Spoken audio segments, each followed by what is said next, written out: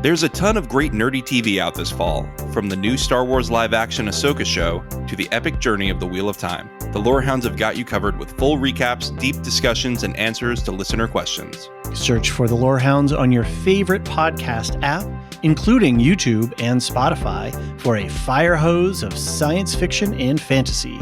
Or head to thelorehounds.com to join the conversation via our contact form or our Discord server. Whatever you're watching, we'll be there as your guides to great TV.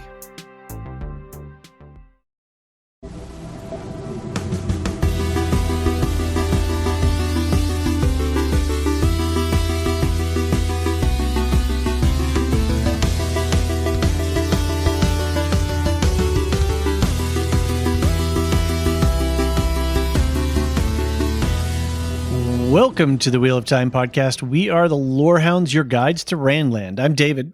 I'm John, and this is our coverage of the Amazon Prime fantasy series, The Wheel of Time.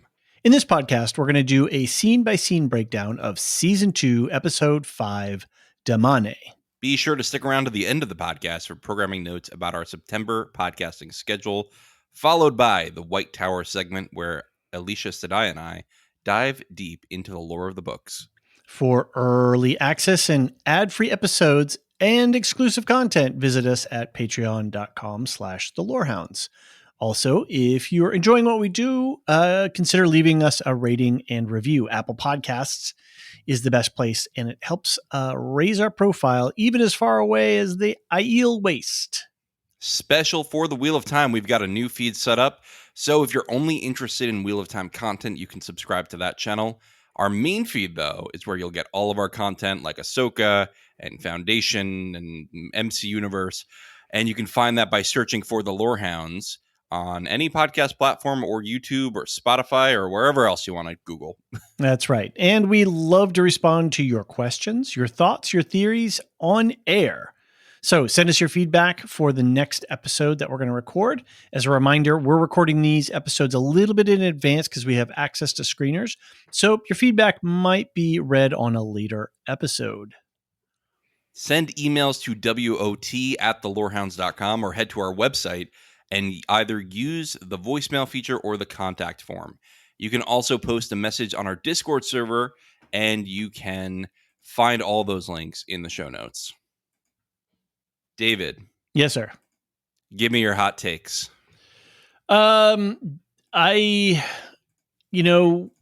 This is a very fantasy heavy It is. show. It's my jam. And if I just wonder about folks who are not into fantasy, if they're fantasy adjacent. There's a lot going on, and I found myself being the non-book reader of our duo. I just had to suspend any thought or analysis and just go for the ride. Because this one was laying down, obviously, some beloved characters make an appearance in this one. Some big plot setup stuff is happening, with Emmett's Fielders being, delivered and set up to be, what was the Dark Friends Circle Council coffee hour, the Dark Friends Social. The Dark Friends Social. Obviously some of that stuff is starting to play out, that, and Ishmael is, his plans are in motion, and it's a lot. And, I am no sci-fi fantasy super expert, but I've consumed a lot in my day. I'm reasonably, equipped to watch and talk about these things. And this is a lot. It's really getting to be a lot. And I'm glad I have a podcast to follow along to help me. There you go. But, so can I ask you something? Yeah. Do you think that this is less accessible than the Rings of Power? Because I kind of think the opposite. I think, I haven't gone back and watched Rings of Power since we covered that first season. And I have mixed feelings about that because there were definitely some really interesting, good stuff in there. And then there was some stuff in the middle that got a little bit mushy. And I think by dint of being that Tolkien is a or progenitor, a prior source. it's maybe a little bit easier to access. And I don't think the world building is as deep or as complex as this. This throws in a lot of fantasy names, and they're doing up the costumes. They're going, as far as fast as they can go with as much budget as they can. There's lots of things like, okay, there's this horn. Everybody's after the horn, but I know nothing about the horn except that it's supposed to be blown for some battle or something, right? But and that it can bring back the dead. They've mentioned in this season. Okay, so that's completely lost. It brings back an army of heroes of the horn. Okay, supposedly. Yeah, so a detail that I don't have in my short term memory for the season. Mm-hmm. So it's just they're just layering out more and more than all the Forsaken and how many are there and what have you. So I think the playing pieces on the board, if you will, there's far more and many. And even in this episode, we get introduced to a new character who I totally assume is a huge fan favorite by the way that they gave her entrance. The woman that Perrin rescues. Yes. That is Avienda. She's going to be a big part of this series. Clearly, right? I mean, they really made a big deal of that. And by this stage in, I think, Rings of Power, I don't know that I had more characters that I was having to learn. I think I had everybody on the board, and then it was, wind them up and watch them go. Whereas this is still laying track and building scaffolding and structure. And So I think it's there's a lot more work that's required of me than I feel like I'm having to do more work than I did for Rings of Power. Okay. Yeah, I think part of that is just we did a prep series on it, so you were very prepped for it. Yeah, but even so, it's not as there's not as many layers of the cake. Yeah. And that's what Wheel of Time fans love, right? Is that Jordan went. Yeah, that's the strength. If Tolkien went to 20, Jordan went to 100. In terms of layers or whatever. I'm just trying to, create a scale. I don't think Tolkien got as I think intricate. It's a different kind of depth, right? Tolkien is intricate, but he is intricate in a way where he wants everything to have its own backstory. Jordan goes wider with it. He might go a little bit shallower with it than Tolkien does, because Tolkien will say, well, this rock was placed here by the Númenóreans when they invented this. It's just like, it's very, pick a leaf on the tree and see where it comes from. I think Jordan is more, how many trees can I make? And they all have a decent amount of depth, but I think it's just kind of a different vibe. He's pulling from a broader array of influences. He's pulling from more Arthurian legend. He's pulling from Eastern sources, and he is. I mean, Michael Livingston wrote a whole book about the sources that he pulled from, just in the mundane Earth world sources, let alone literary sources. So Meanwhile, Tolkien. Jordan had 2 writing assistants, to keep this thing organized, and even that was a full-time challenge for those folks, as I understand. And you see that become more of a common thing with Martin, right? Martin has a person who compiled his World of Ice and Fire that he calls to double check his story with as his he writes facts, it. Right. So that's a thing now. The writers of the Expanse novels, they were both were both or one. They were both, I believe, writers for him, sub-writers for him. I think just one actually, but I could be wrong. I can't remember. Yeah. Therein you complex world building requires more than one brain. So So anyway, I'm liking this season. I'm gonna just give my hot take now. Okay. Yeah. I'm really liking this. I think that they are nailing what they're taking from the book. They're surprising and delighting me on the new stuff. I think that they are really doing the characterizations well in a way that is important to get right. I think that the villains are complex. The heroes are starting to be developed more. That feels deeper than it did in season 1, where it felt like we were just kind of getting everything thrown at us to get the world set up. Night and day difference between season 1 and season 2 so far. There's a confidence that's happening here that there's something different. There's a qualitative difference that in season 2 for sure. Right. Yeah, so I'm really liking it. I think that the costuming is looking really good. There was some debate about wigs and bald caps with Suroth. I didn't notice anything troubling, but apparently some people had some issues. But overall, I am very pleased with this episode. It brought in a lot of lore. It revealed some things that now I can stop shutting up about, which is nice. Uh-huh. And Okay. it made me, as a book reader, go, huh, I wonder where they're going to go with that, with certain Sure. comments. And I'll bring those up as we go through. And I guess that's this interesting line, which that we're doing intentionally with our podcast is as the non-book reader versus the book reader, is the show working in both worlds? Mm-hmm. And for you, clearly, it's working quite well. Mm-hmm. Mm-hmm. It's Hannah Montana, the best of both worlds, really. Okay. And for me, I just feel like I'm having to do a lot of work to keep up and to remember and to track and log and I think that's it's at what point does that become work and not entertainment? So Well, I that's a think that the question. Wheel of Time opens up best upon a reread, and so does the show, right? The show does its best on a rewatch. And this is not the first show like that. Game of Thrones was much better upon a rewatch. And that was the Mm. most popular show in the world.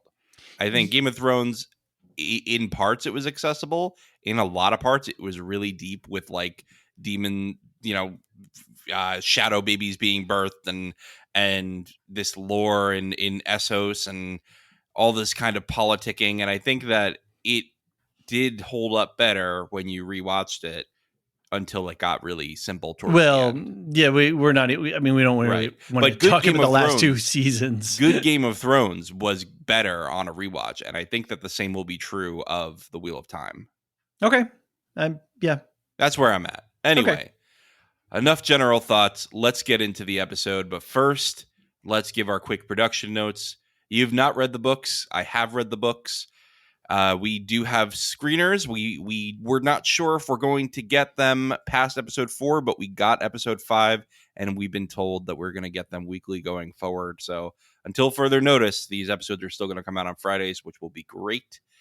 We're not going to spoil ahead on events in the books. We will make comparisons with events that already happened.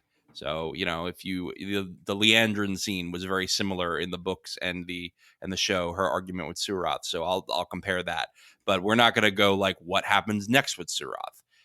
And for deep lore and book talk, you can stick around to the end of the podcast. There will be a big, big, big spoiler warning. There will be an ad break, and then we'll talk full book spoilers. So you'll have plenty of time to get out before things get real on that front. David, are you ready for the episode? Yeah, let's do it. All right. We start off with High Lady Suroth receiving a scolding from High Lord Turok, her superior in the Shanshan Empire. She is ejected from his council and her fingernails are chopped off. Ishmael introduces Padden Fane and the gift of the Horn of Valir. So we know where Padden Fane went. Yeah, and the horn. Mm-hmm. And it seems like the fingernails are some sort of sign of rank or nobility or status. Yeah, I don't recall anything about fingernails in the books, but Okay. I know that with the hair, like the less hair you had, the more high up you were in the blood, which is their like nobility class. And what is this? We did hear this multiple times through the episode of the blood. Mm-hmm. So they started off their empire as the descendants of Arthur Hawkwing's empire, which was this like conqueror 1,000 years ago who fled across, his people fled across the sea, and Luther Pendrag, the founder of this empire, his descendants were the first nobles. But then they somehow came up with a system where you could be brought into the family. So they would say you're of the blood now. Okay. And you are in this nobility class, even though you're not related. But they still consider you, of the same blood. Mm-hmm. And so that's what they mean. It's just you're a noble. You're high up in the rankings of the Shanshan Empire. You have birthright. Sure. Yeah. But you can earn birthright in this empire. It's actually a pretty big meritocracy in a lot of ways. Interesting. Okay. And then we're starting to see that there are levels because she's High Lady Suroth, was not necessarily authorized for this expedition. You can And be of that the blood, but not of the high blood. But There's levels. Yeah. they're introducing that this lord answers to another lord who, there's hierarchy here. So, Yep. and she's not that high up, even though she's pretty high from a small folk perspective. She's middle management for sure. Yeah. Yeah.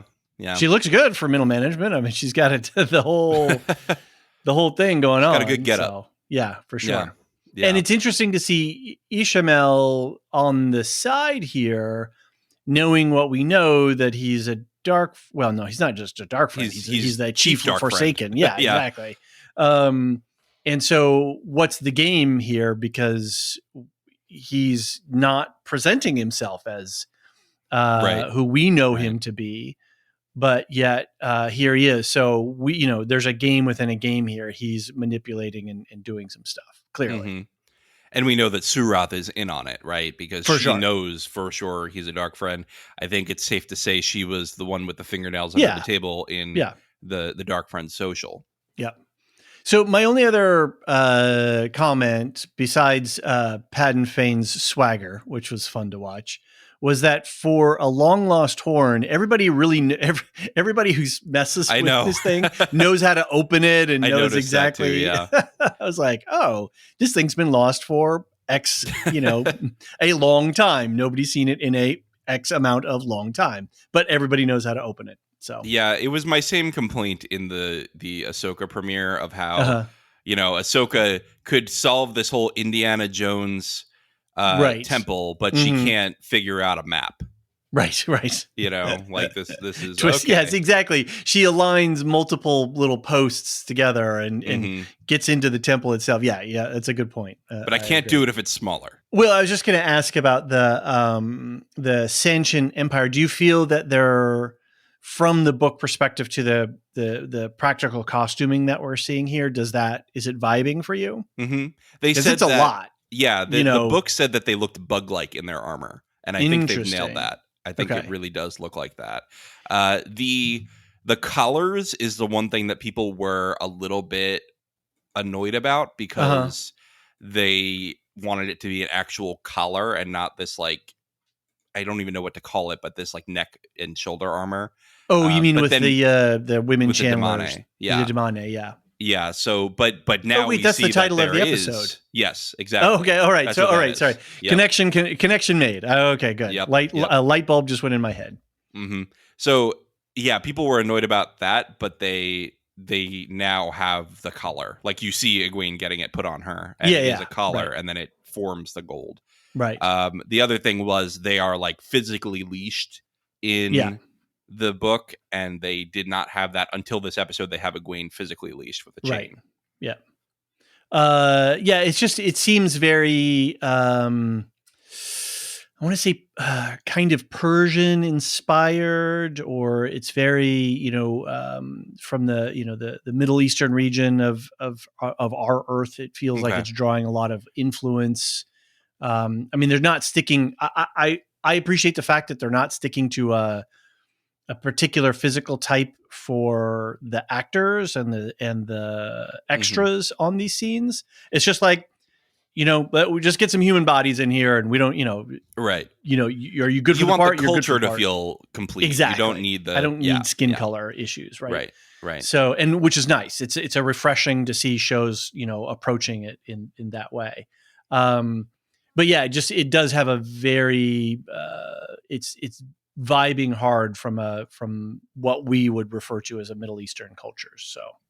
Sure. And what's interesting about that is that, we've talked about how the Wheel of Time is supposed to be this cycle, right? So this is our world in a different age. Right. And geographically, Shanshan is basically North America. Oh, interesting. And this is, Randland is basically Europe geographically. Huh. Okay. So this is the Americans coming back to take Europe. Okay, hope that's not spoilery. It's just geography, Okay.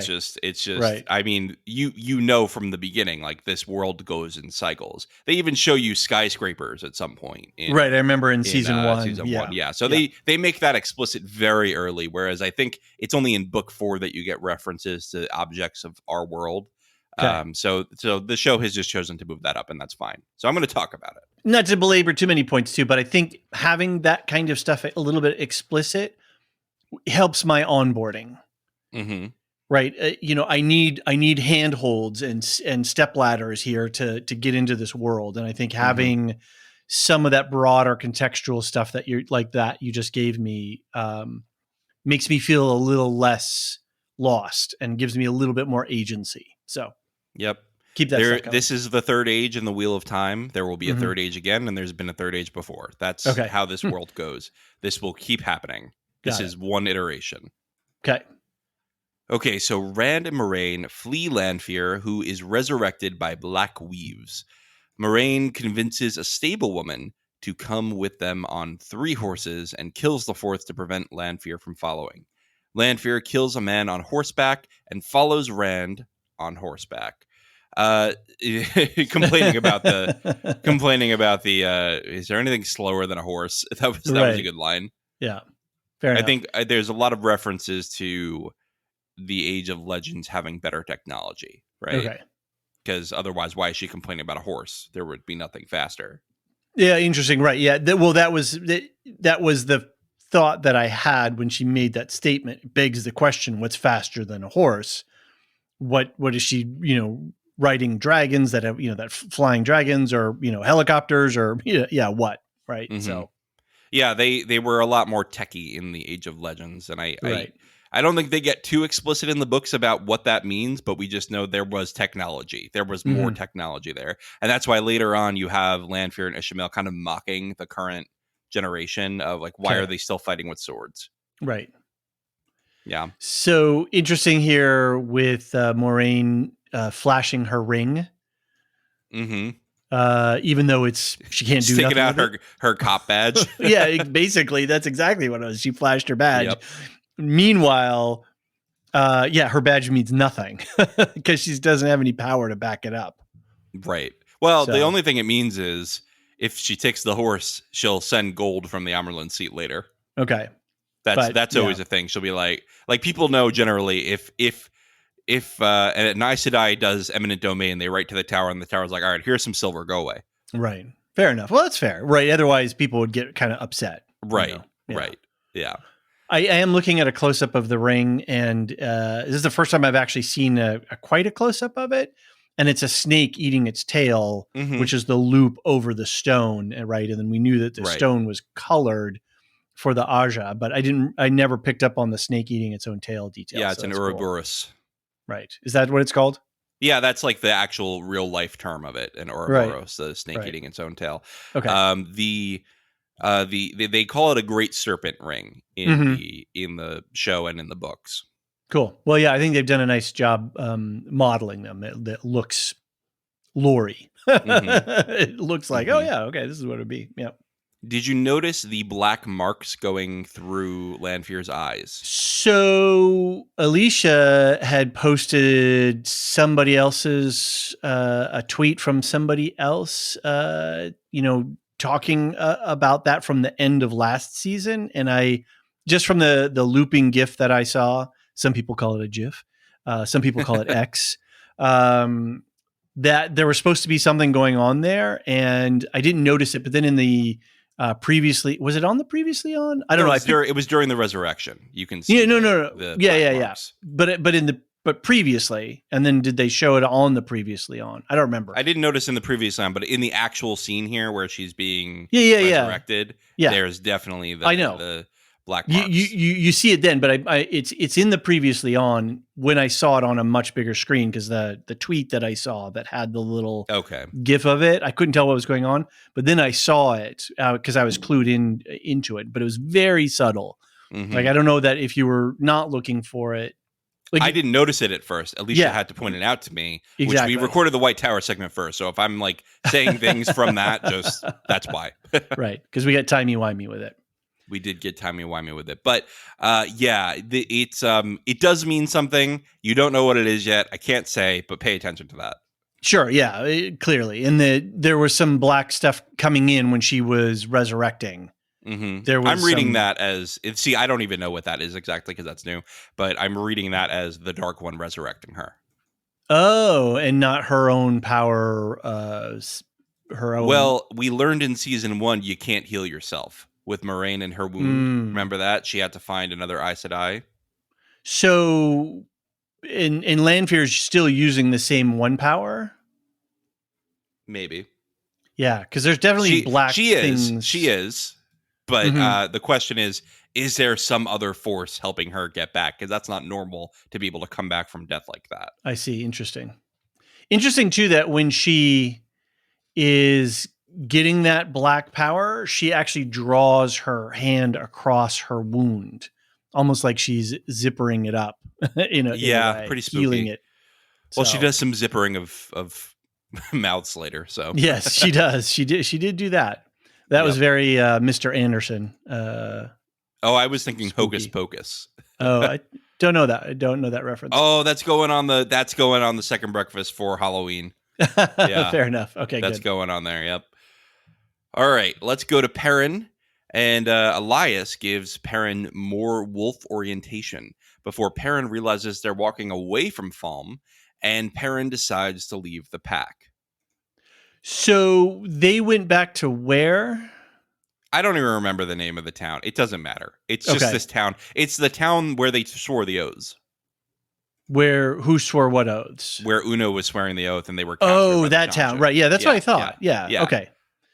Yeah, no, that makes sense. And then he didn't want to do that, so he bails. So Right. Yeah. Elias escaped and then later rescued Perrin with the wolves from the caravan.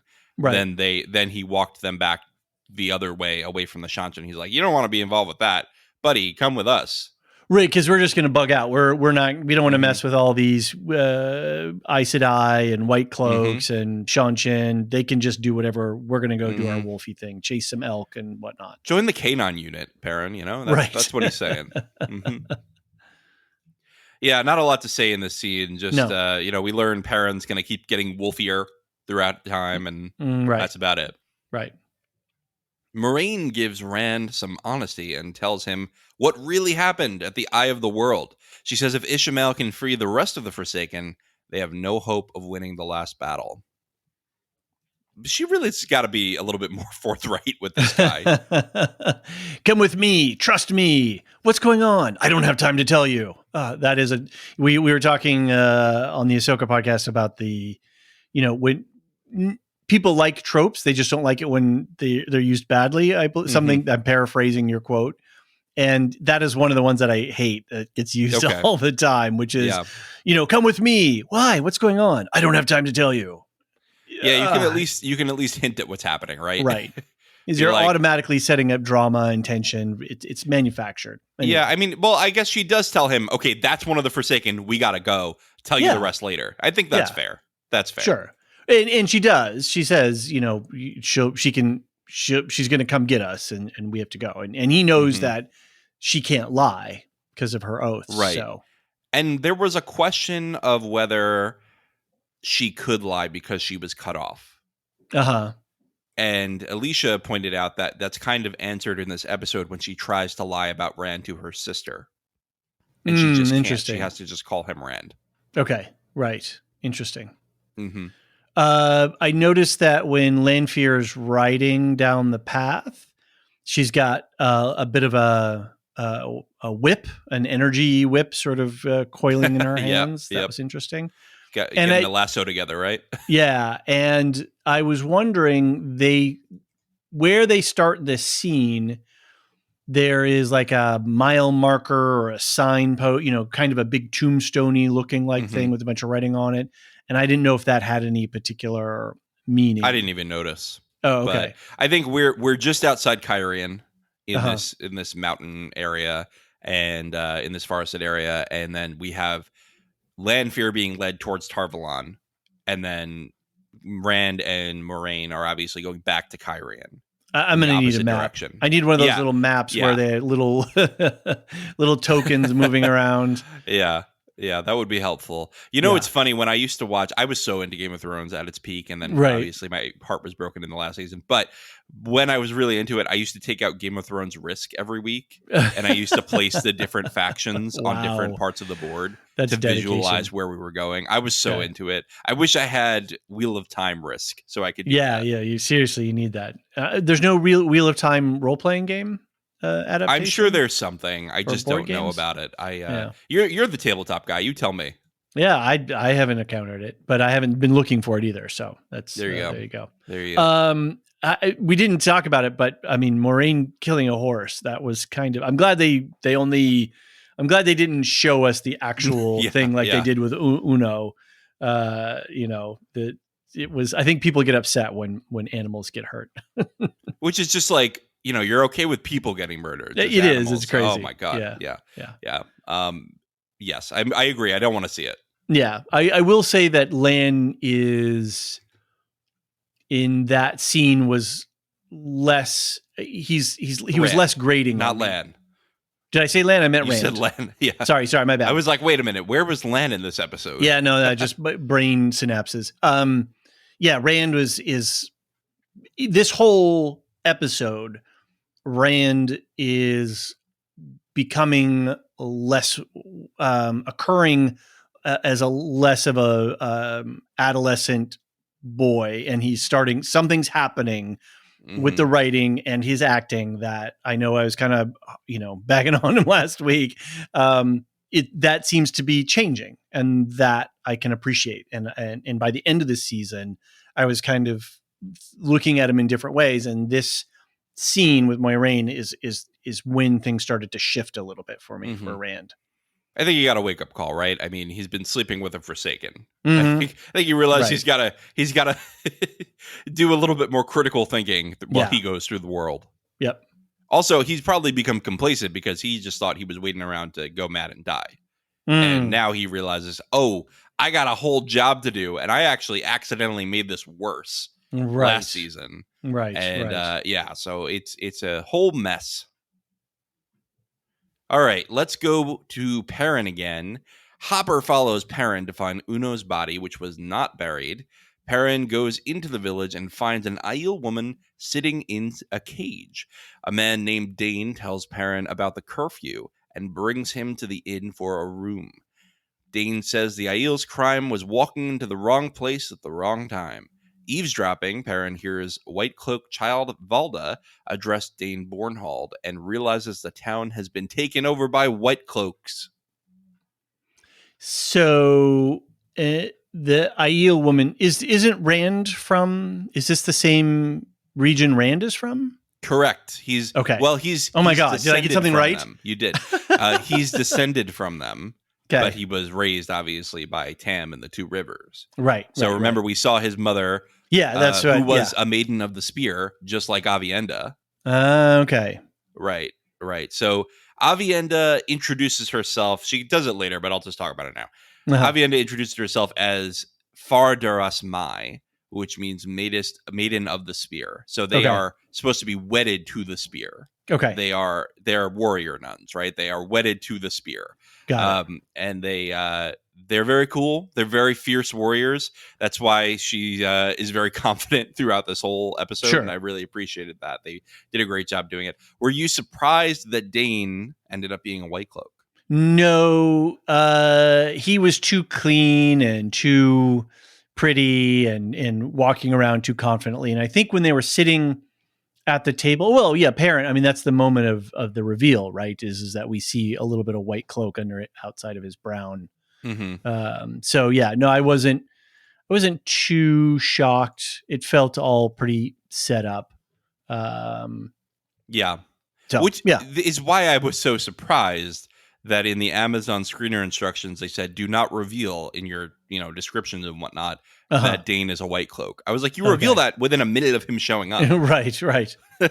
So Dane and Avienda is Dane. I'm assuming that Dane is going to be a character that's going to be with us for a while as well. He'll be around here and there. He's not like a main, but he's around here and there. You did meet his father last season, and they did not do a good job reminding you of that. Okay.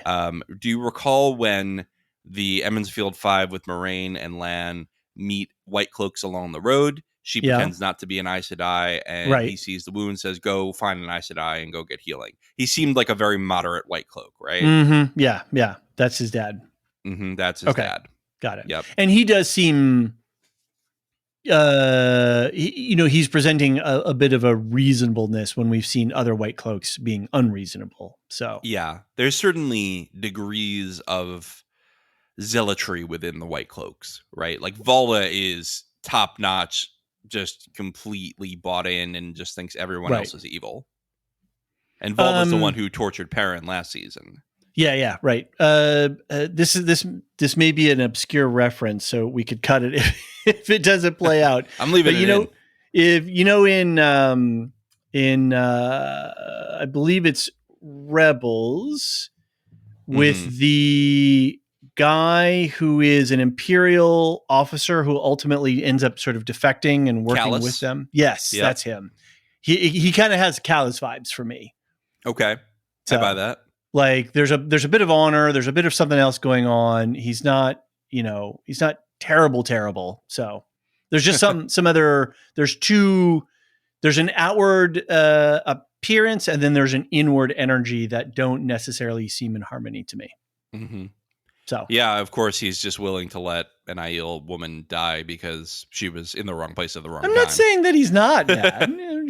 Callus, when he was a bad guy, he was a bad guy until he wasn't. Sure, yeah. So yeah, so I don't think that was a big reveal or anything. I think you're right. This was very obvious from the beginning. Something was up with this guy. Yeah. And I mean, I knew because I knew the character's name, but still, it's just like. I don't get it. It doesn't matter. I thought the scene was well done. I thought that the introduction of Perrin to a White Cloak was cool, especially a White Cloak that he kind of liked. Mm-hmm. That was a way to humanize the White Cloaks a little bit for us, whereas before they had mostly been pretty evil. And we see Child Valda with his arm in a sling, because wasn't that where Perrin stabbed him? I believe so. I think so, yeah. So he's still healing from that. That's fun. Yeah. It's honestly spooky to me how they call each other child. Yeah, right. It's so spooky, but it's perfect, right, for the characters because it adds that level of like ick. And I still don't quite get the White Cloaks, where their power base is. How is it they can fund to have units in the field, and who, like, if you're wandering around somebody else's kingdom and they don't want you there, like, that's going to cause? I'm still a little vague on the socio-political structures here that allow White Cloaks to sort of wander around and, string up Aes Sedai. I could tell you, but that would take 20 minutes, and I'm not sure if my point they'll actually do this in the show. Okay. Save it. You can save it for later. Let's save it. Suffice it to say, they've amassed some kind of influence in this world. Clearly. Yep. Lanfear catches up to the stablewoman who brought all the horses as a ruse. Lanfear admires Moraine's use of the woman as bait, then seals the woman's mouth shut. Well, at least she didn't kill her. Yeah, I somebody thought could, she was just going to die. Those. Yeah, I thought she was going to pop her head like the guy that she did on the horse. Mm-hmm. That was pretty brutal. This was a surprise and delight moment for me because I was like, all right, she's just going to kill her just like the last guy. No, she was more creative than that. Right. Just as more cruel in some ways. Maybe. I mean, your life doesn't end because you can't talk. It's just different. No, but you're living with the terror of that now, right? That's true. That's true. So. It's different to have your mouth sewn shut. Yeah. Yep. Okay, Varen visits her brown sisters in the White Tower with a gift from Adelaus. She begins her investigation into Egwene and Nynaeve. Never say that brown Aja doesn't get up to some fun and mischief. She's actually on the case, right? Varen's the best. Yeah, she's awesome. She's got a great vibe. She seems like a cool person, like somebody I would totally love to hang out with and have a couple of fun meals with. Probably my second favorite character in the whole series. Okay, yeah, she's really great, and I can't wait for you to see why she's really great. Okay. Has she got a cool backstory? Is that what you're saying? She's got everything. She's got everything you could ever want in a character. And cast. I like the casting that they have for her. She's got she's got a. I think the actor brings the right kind of gravitas for the role that they're clearly trying to portray. It's this false humility and false friendliness, right? that she goes into every situation with, where she's really poking and Unassuming, prodding, right? Yes, exactly. Yeah. That's a great word for it, unassuming. Yeah. Whereas Oh, I'm she's just a really like brown, gathering I'm all this bookish. information. Yeah. I'm writing a history, Yeah. about you. I'm going to tell your story. Everything. So tell me more. So, yep. So that's pretty much just the beginning of a running plot, so we can move on from that. Nynaeve awakens in the ways where she realizes that the Leandrin was actually recruiting her for the Black Aja. Leandrin has shielded and bound the Wonder Girls. I've decided I'm going to start using the fandom name for oh, them. really? Okay. That's what the fandom calls Egwene, Works for Nynaeve, me. and Elaine, the Wonder Girls. Works for me. Yeah. This was a great scene for me. I liked how Leandrin was so not angry. She was so together, right? And Nynaeve's just like, what you're doing is terrible. You're trying to recruit me for the dark. I'm never going to do that. She's like, it'll be easier for you. Just like very, very casual about it. Yeah. And so we have to then obviously go into what is the motivation for her to be a dark friend. What is she being bought by? What is she trying to achieve or gain by playing for the other side? Right. And I think it must have to do with her son. Right. That's at least the obvious things that they're setting up so far. So, and just as a reminder, the son is a show creation. So this is all new backstory. There's no reasoning given for Leandrin's turn to the dark in the book. Okay. Got it. Interesting. So she's just a bad guy in the book. Yeah, she's very unsympathetic in the book. There's like nothing to admire about Leandrin in the book. So I'm actually glad that they've done more to humanize her in the show. It makes her a better villain. I tend to agree that two-dimensional mustache twirling black hat wearing villains are boring. We're human beings are complex. We're complex things. We have complex motivations, and even when we're our interests work counter to the common good, I guess you could say. If I'm trying to figure out how to describe this, people with bad motivations are, when we can understand, when we have some sympathy or understanding with their motivations, it makes for more compelling storytelling. Right. It's why Thanos was a good villain, right? Exactly. Is that you can kind of get where he's coming from. He just has monstrous means. Or Balin Skull, or we name it. I still don't know what Balin Skull wants to do, so I'm not including him on that list. Okay, I am. He's got some greater good in mind. Anyway, all right. Can you tell, dear listener, that we're covering 3 shows right now? Our brains are kind of exploding with lore. It's hard not to keep it spilling out all over the place. Yep. Well, I'm going to say that one of the themes that this season seems to be really honing in on is there's a reason people go to the dark. We've heard them talk about it in the context of Leandrin, of Lanfear, of I think Ingtar brought it up with the Shinaran that they found. He probably had some kind of reason. Padden Fane probably had some kind of reason. There's this ongoing conversation. Oh, and even Ishmael brings it up with Surath later. I know why you swore your oaths. Yeah, right. So he directly challenges her with that. Right. So this whole season seems to be making you think, okay, there are villains in this world. Why are there villains in this world? Because they're not two-dimensional mustachio twirling villains. They're not everybody that they're presenting us. They're presenting 3-dimensionally. You even get Ishmael's. Yeah, you even get Ishmael's motivation in this, which is he thinks you can end suffering only by stopping time itself. By ending everything. Sure. Yeah. Because this cycle is going to keep going and going and going. And he just wants it to end. That's why he swore his oaths to the dark. He's supposed to be the guy who most gets the dark one, right? And he says that in this episode. Right, exactly. So. And they bring that in really early in this, and they don't bring it in as early in the book. So I'm glad that they did, because it really opens up Ishmael's character. Well, and this is what, just to jump back a little bit, my feeling about this episode was that somewhere, I can't remember which exact scene, but things started to turn a little bit. Maybe it was when he started getting into the dream stuff and whatnot. There was, and some of these deeper motivations. Then the show, like I was saying before, like, oh wait, there's more going on here. It's not just fantasy stew for the sake of fantasy stew, but I'm starting to detect things. Mm-hmm. So yeah, we're getting into some deep themes here, and I think yeah. the biggest one is, why would someone choose to put their soul on the line? That's an interest. A show should have a point of view and should be asking questions. So that's cool that they're doing that. Right. All right, moving on. Suroth confronts Ishamael for getting her in trouble with Turok. Suroth wants to kill Turok, but Ishamael won't allow it.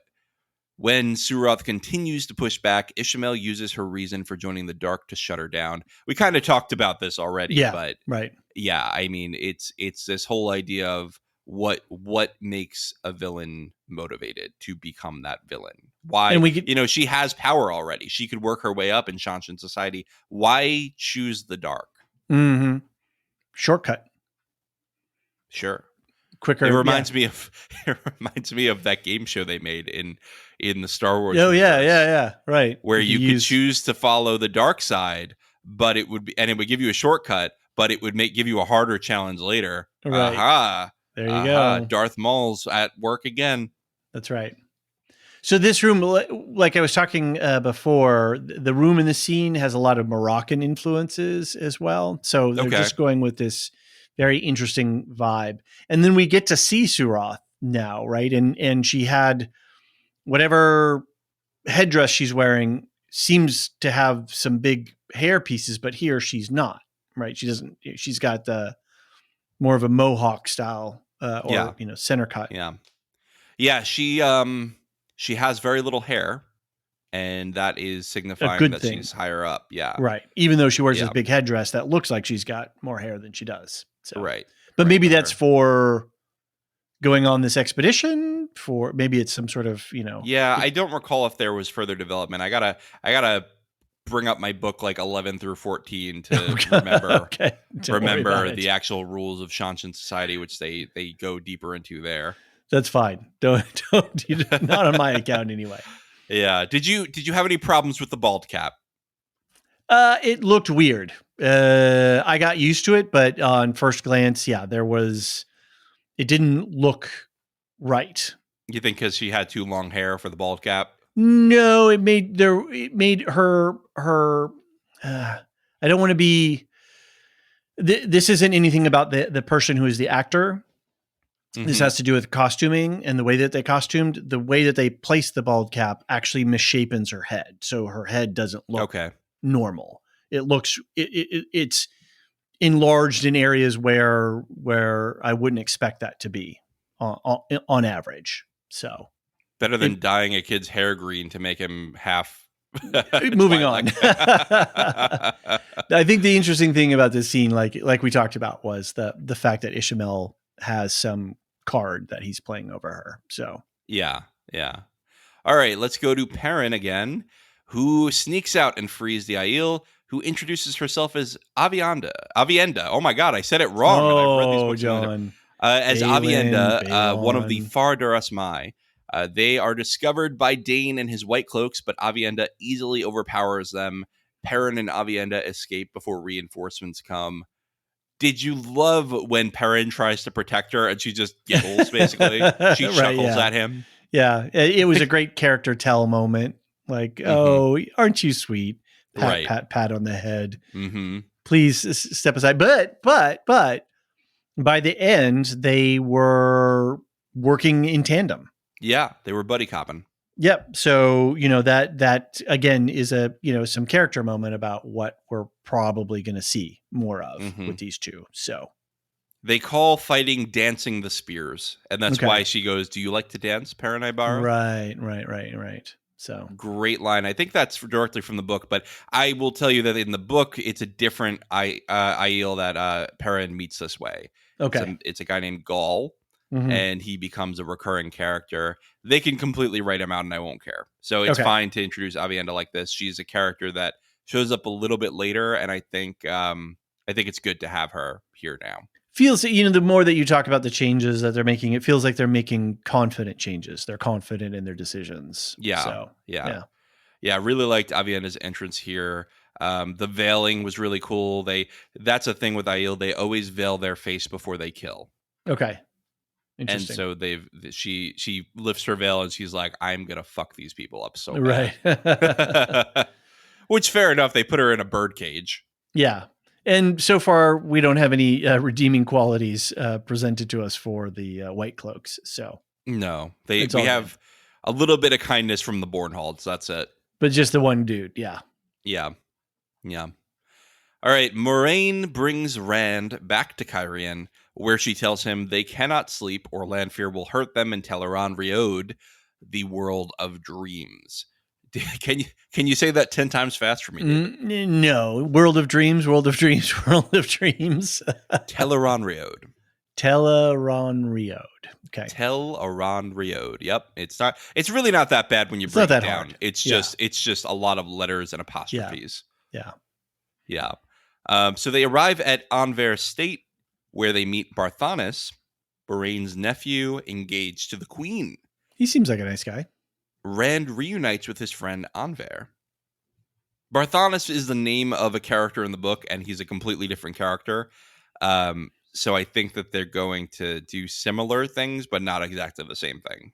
Okay. Can't tell you too much, but all these people in this town are dressed in blue. So I thought that was interesting. Didn't even notice that. Yeah. This is not the Foregate now because they're going to be in the noble section, right? Of town. For sure. Yeah. At the Damadred estate. Yeah. And he seems like a nice guy. Like he seems pretty genuine and pretty excited to see his aunt. So that was sweet. And I'm I'm hoping that I'm trying to find the words of what I want to say here. Hopefully that Moraine's got Rand in hand now. She's got, she's located him and he's being pliable and going along with what she wants. Maybe she can be less of a jerk to everybody around her. Right. She a little less hasty, a little bit more manners. She can trade a joke or two with her nephew, right? Soften things a little bit, Moraine. Yeah. It'll go easy on the rest of us. We'll see. She does seem to loosen up a little bit by the end of the episode. And perhaps to Rand's detriment. Did you like Rand reuniting with Anver? And she's like, yeah, we know each other. Don't worry. Yeah. That was cute. That was great. That was good. I wonder what they're going to talk about now. Well, and does she know that was Lanfear? I guess that's the other question. I mean, no, Anver does not know that was. No, Lanfear. She doesn't know that stuff. So she just knows that Rand was gate crashing a party.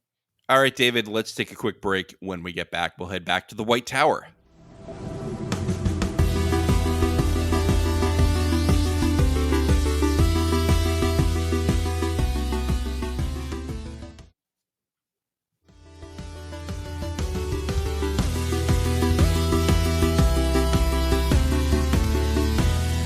And we're back. Varen asks Sheriam about Egwene and Nynaeve. Sheriam checks her notes and finds an entry about them and Elaine visiting Caemlyn. Sheriam seems to be losing memories. Varen uses a book request as a ruse to make room for Naomi, who sneaks a peek at Sheriam's entry. The Brown Aes Sedai find Sheriam's handwriting may suggest compulsion of forbidden weave.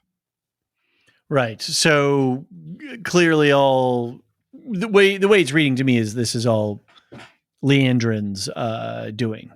Mm-hmm. That's certainly what they're suggesting. Yeah. Yeah. That's the plain reading of it as far as I can tell.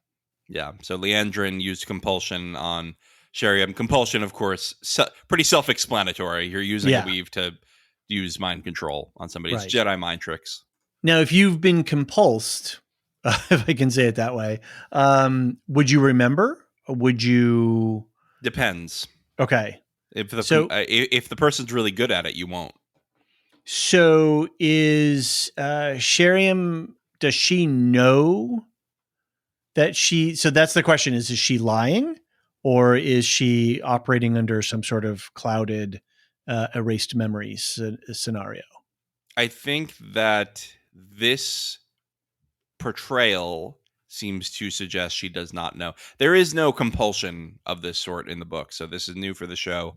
I think that they're suggesting that she does not know Okay. and that she is sort Being of genuine. troubled by the fact that she did not remember that. Seems like a big deal. The daughter heir is out of your custody. Yeah. No, it's a big deal. And to have 3 But especially novices. Elaine, right? Yeah. Is that the queen's daughter? You don't want to piss off the queen. Nor Nynaeve, the most powerful channeler that you've had since, somebody that they referred to before. So, yeah, it's a big problem. Big problem for Sherry not keeping track of her students. Leandrin delivers the Wonder Girls to the Shanshan and trades insults with Surath. Before she leaves, she loosens Nynaeve's bonds. The Wonder Girls break free, and Elaine gives them cover to escape. However, Egwene is captured. So this was interesting that Leandrin, even though she's agreed to pay or to play this game for whatever price that she's going to receive, she's still spitting in the soup as it's going out from the kitchen to go out to the table to the customer. Yeah, she was like, okay, here's your thing, but I'm gonna put some yucks in your yum right at the same time. Well, she's been told to deliver these people to the right. Shanshan. Yeah. But also she thinks it's repulsive that people are being leashed to channel, right? And I think she genuinely likes Nynaeve. Right. I think you're right. And it repulses her that a channeling woman would be leashed in this way. Right.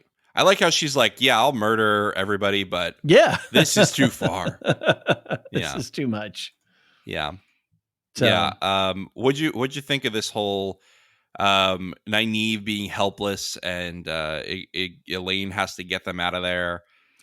Nynaeve was one of my favorite characters coming out of season 1, and she's taxing my appreciation this season so far. Okay. Because she's just still kind of running around like a bull in a china shop. He's just like, oh, I'm Nynaeve and I'm mad and I'm upset. That's Nynaeve. Yep. Yeah. And it's like, okay, great. I get it. Let's see some growth here. Let's see something different with that. Let's see some motion with that. So, and we like Elaine just keeps being this like cool ass character. Yeah. So we like Elaine, especially show Elaine is cooler than book Elaine. Yeah, she's definitely happening. And that one of them is captured. Okay. Like that's some, dramatic tension. I thought it was interesting.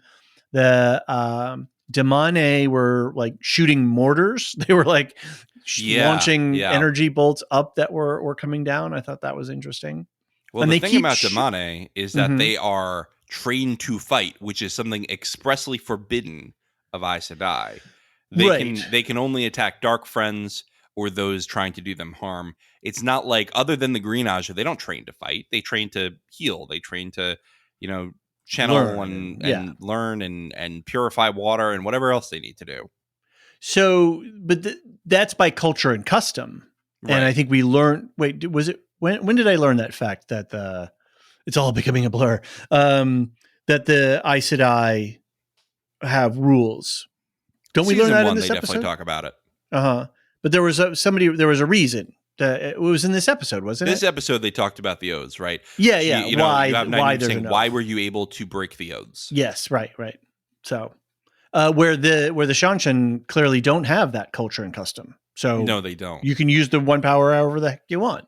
The only reason the Aes Sedai do that is because they swear on the one power, right? They set up a spell, I guess, to affect themselves. They use the oath rod to enforce this on them. It makes it literally, there's like a binding on them that will not let them do these things they swear not to do. Right. Well, it's nice to see Leandrin making friends far and wide. Wherever Leandrin goes. Yeah, the dialogue from the scene is almost straight from the book. Like I re-listened to the book 2 audiobook recently, and that's almost exactly the exchange. She's like, I'm going to be your boss. No, I'm going to be your boss. And everybody's just, trying to one up each other. Right. Love the exchange between Suroth and Leandra, and it's very whiny. Right.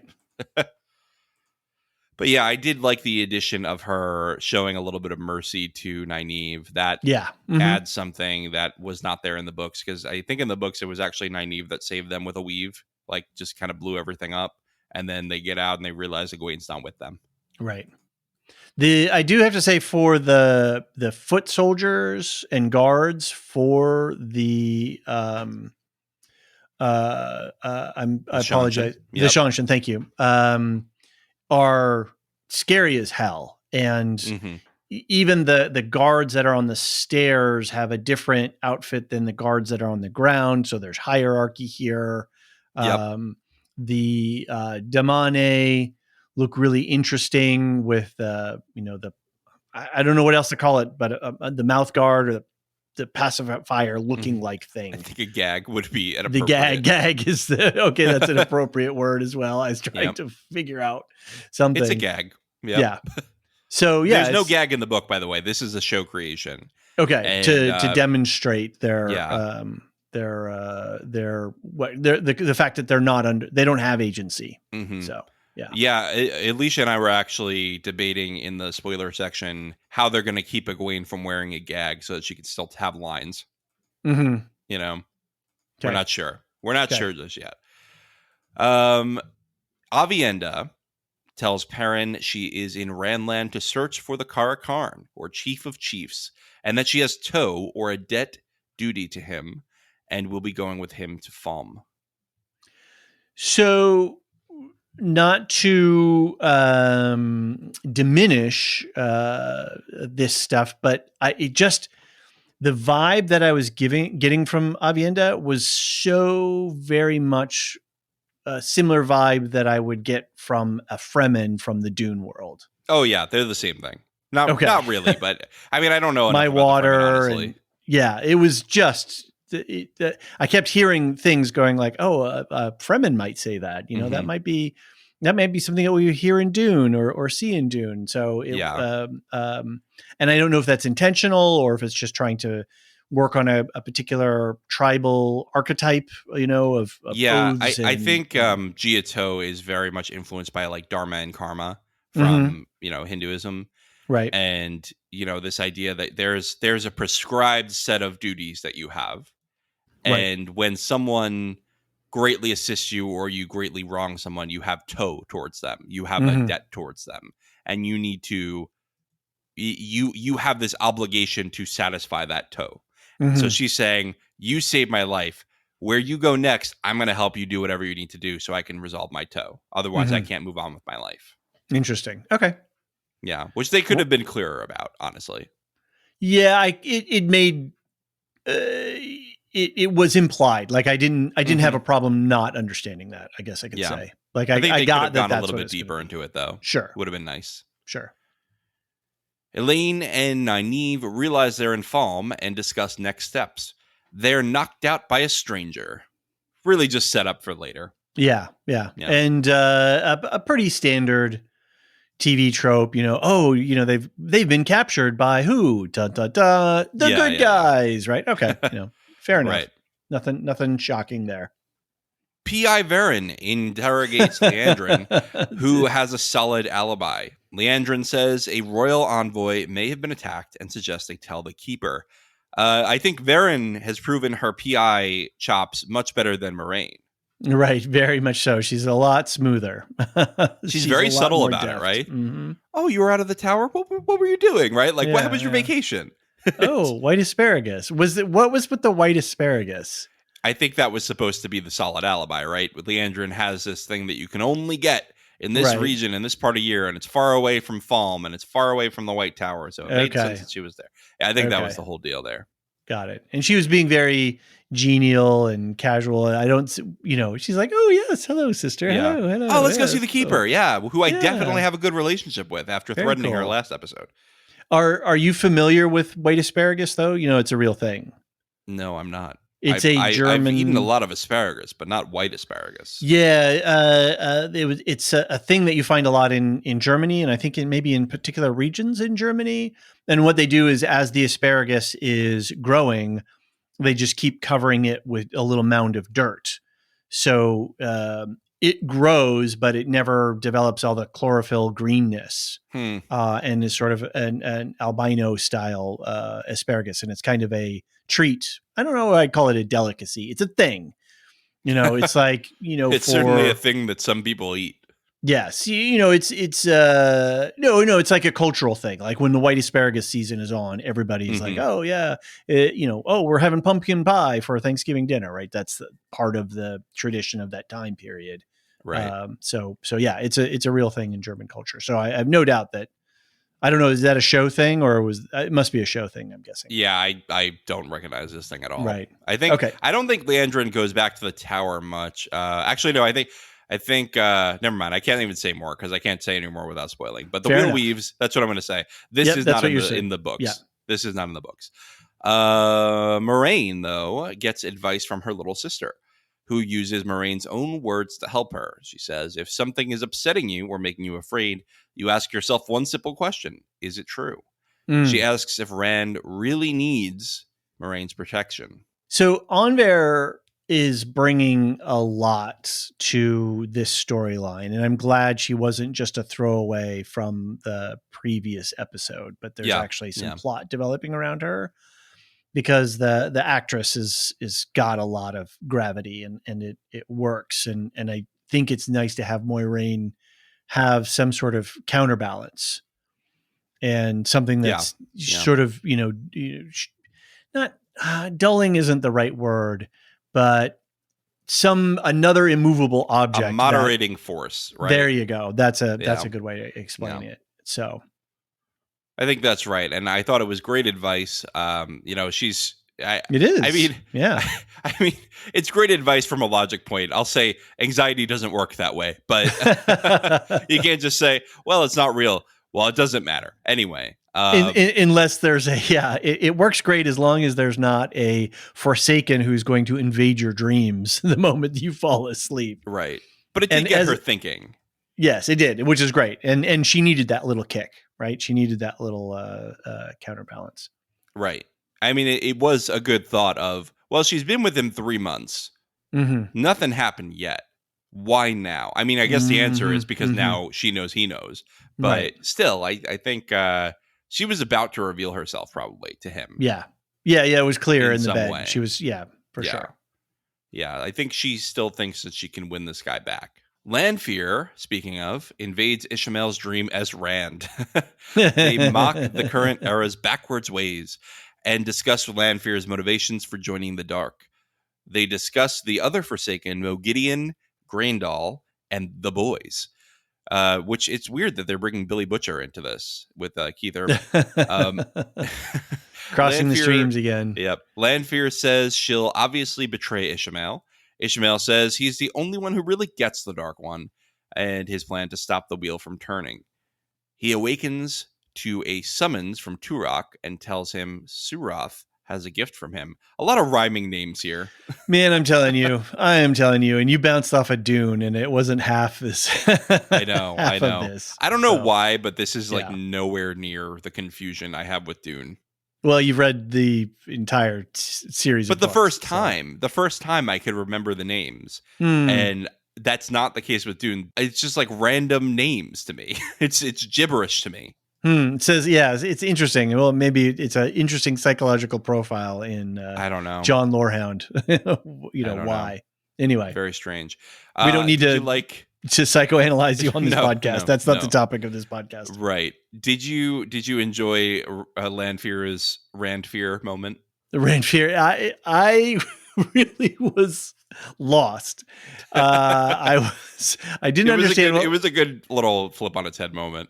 In a way to introduce the thing, because Ishmael's been hopping around and having encounters with a couple of other characters. And he's been in people's dreams. Well, that's what I'm saying is that I didn't understand how he was having interactions with these people, because they're making it, to me, the way I was reading it was he's in the room. They didn't say there was no, this is now the dream sequence, and the character falling asleep. And then, it wasn't clear to me. And now that's all clear to me. That's how Ishmael has been bouncing around. Right, and even in season 1, you had him in people's dreams, Right. invading and making them all scared. And Yeah. so, yeah, all the Forsaken are capable in Teleron Riod, but no one is as good as Lanfear. Right. And I did like that. She's like, "Oh, you've been practicing," and he goes, "Well, I didn't have anything but time. It's like we've been trapped for 3,000 years. What the heck else was I supposed to do?"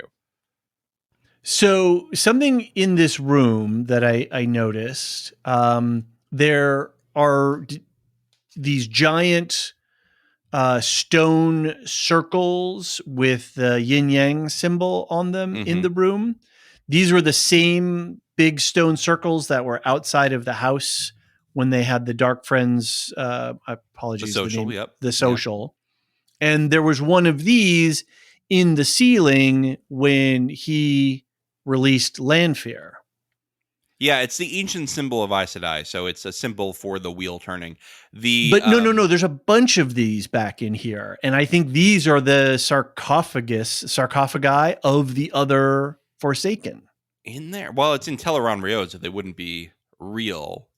But they're certainly go back and look at the scene. Them, right? Go back and look at the scene, and you'll see him walking around them. He sort of runs his hand along them. They were the same ones that were at the like I said at the beginning at the social, and there was one. So they're doing something with these because they keep showing up. Yeah, maybe he's keeping tabs on them through the dream world. I'm sure they're not all sitting in a room together. No, not actually in in whatever town that they're in right now. Right, where they really are. Yeah, I think so. Yeah, so you have Ishmael. He's stuck in Falma with the Shanshan. Right. And then Lanfear is in Tarvalon now because she followed the path. Go ahead. Back to your question about Randfear. Is that what you call it? Randfear. I appreciated the fact, and I liked, this is where the previous scene with the sisters and then this scene are where the episode really started to get interesting to me. There was a tonal shift in some ways. There's deeper motivations happening some ways. I'm feeling the chess board movements in some ways. But I did love the subversion of having Rand in bed with Ishmael in this intimate moment. I'm shipping them. Really, Rand and Ishmael, right? 100% chemistry. 100%. It was a cute scene. It was funny. And I did like the whole, are you going to betray me? Obviously. Of course. That's what we are. That's what I love about the Forsaken, and it's very similar to the Taken in the Black Company series, is that, sure, they all work for the same big bad, but they are not friends. They are not, just going to work together all the time. They have their own interests, they have their own goals, and they often will work against each other. And that's part of why they are not already in charge of everything. Exactly. Yeah. Evil. I think we talked about this during our Rings of Power coverage, is that evil can't ever get as far as it wants to because it can't trust itself. Right. And then what I pointed out is that the Wheel of Time goes a step further and says the good side has a lot of trouble getting together too. For example, Turok saying, I serve the light, right? He believes he serves the light. The White Cloaks believe they serve the light. The Aes Sedai think they serve the light. Everyone thinks that they serve the light, but they think that means very different things. And that is what keeps them from uniting against the dark. So the question is, which side will do a better job uniting and do a better job organizing against each other? There's always that joke about Dems in disarray in our modern politics. And, and there's these mythologies about, which political factions can hold together better than the others. So yeah, for sure. The last thing we need to talk about, David, is the actual audience that Turok has with Ishmael. Yeah. So they drop here that he showed up in Shanshan at some point and pointed out the signs that they should go back, right? He initiated this invasion. Right. Which is new in the show too. That's not, they don't provide this whole motivation for Shanshan. They just say, yeah, they decided to come back at this point. And it goes to illuminate the fact that Ishmael is not going unnoticed, right? He is being noticed. And is that part of his game?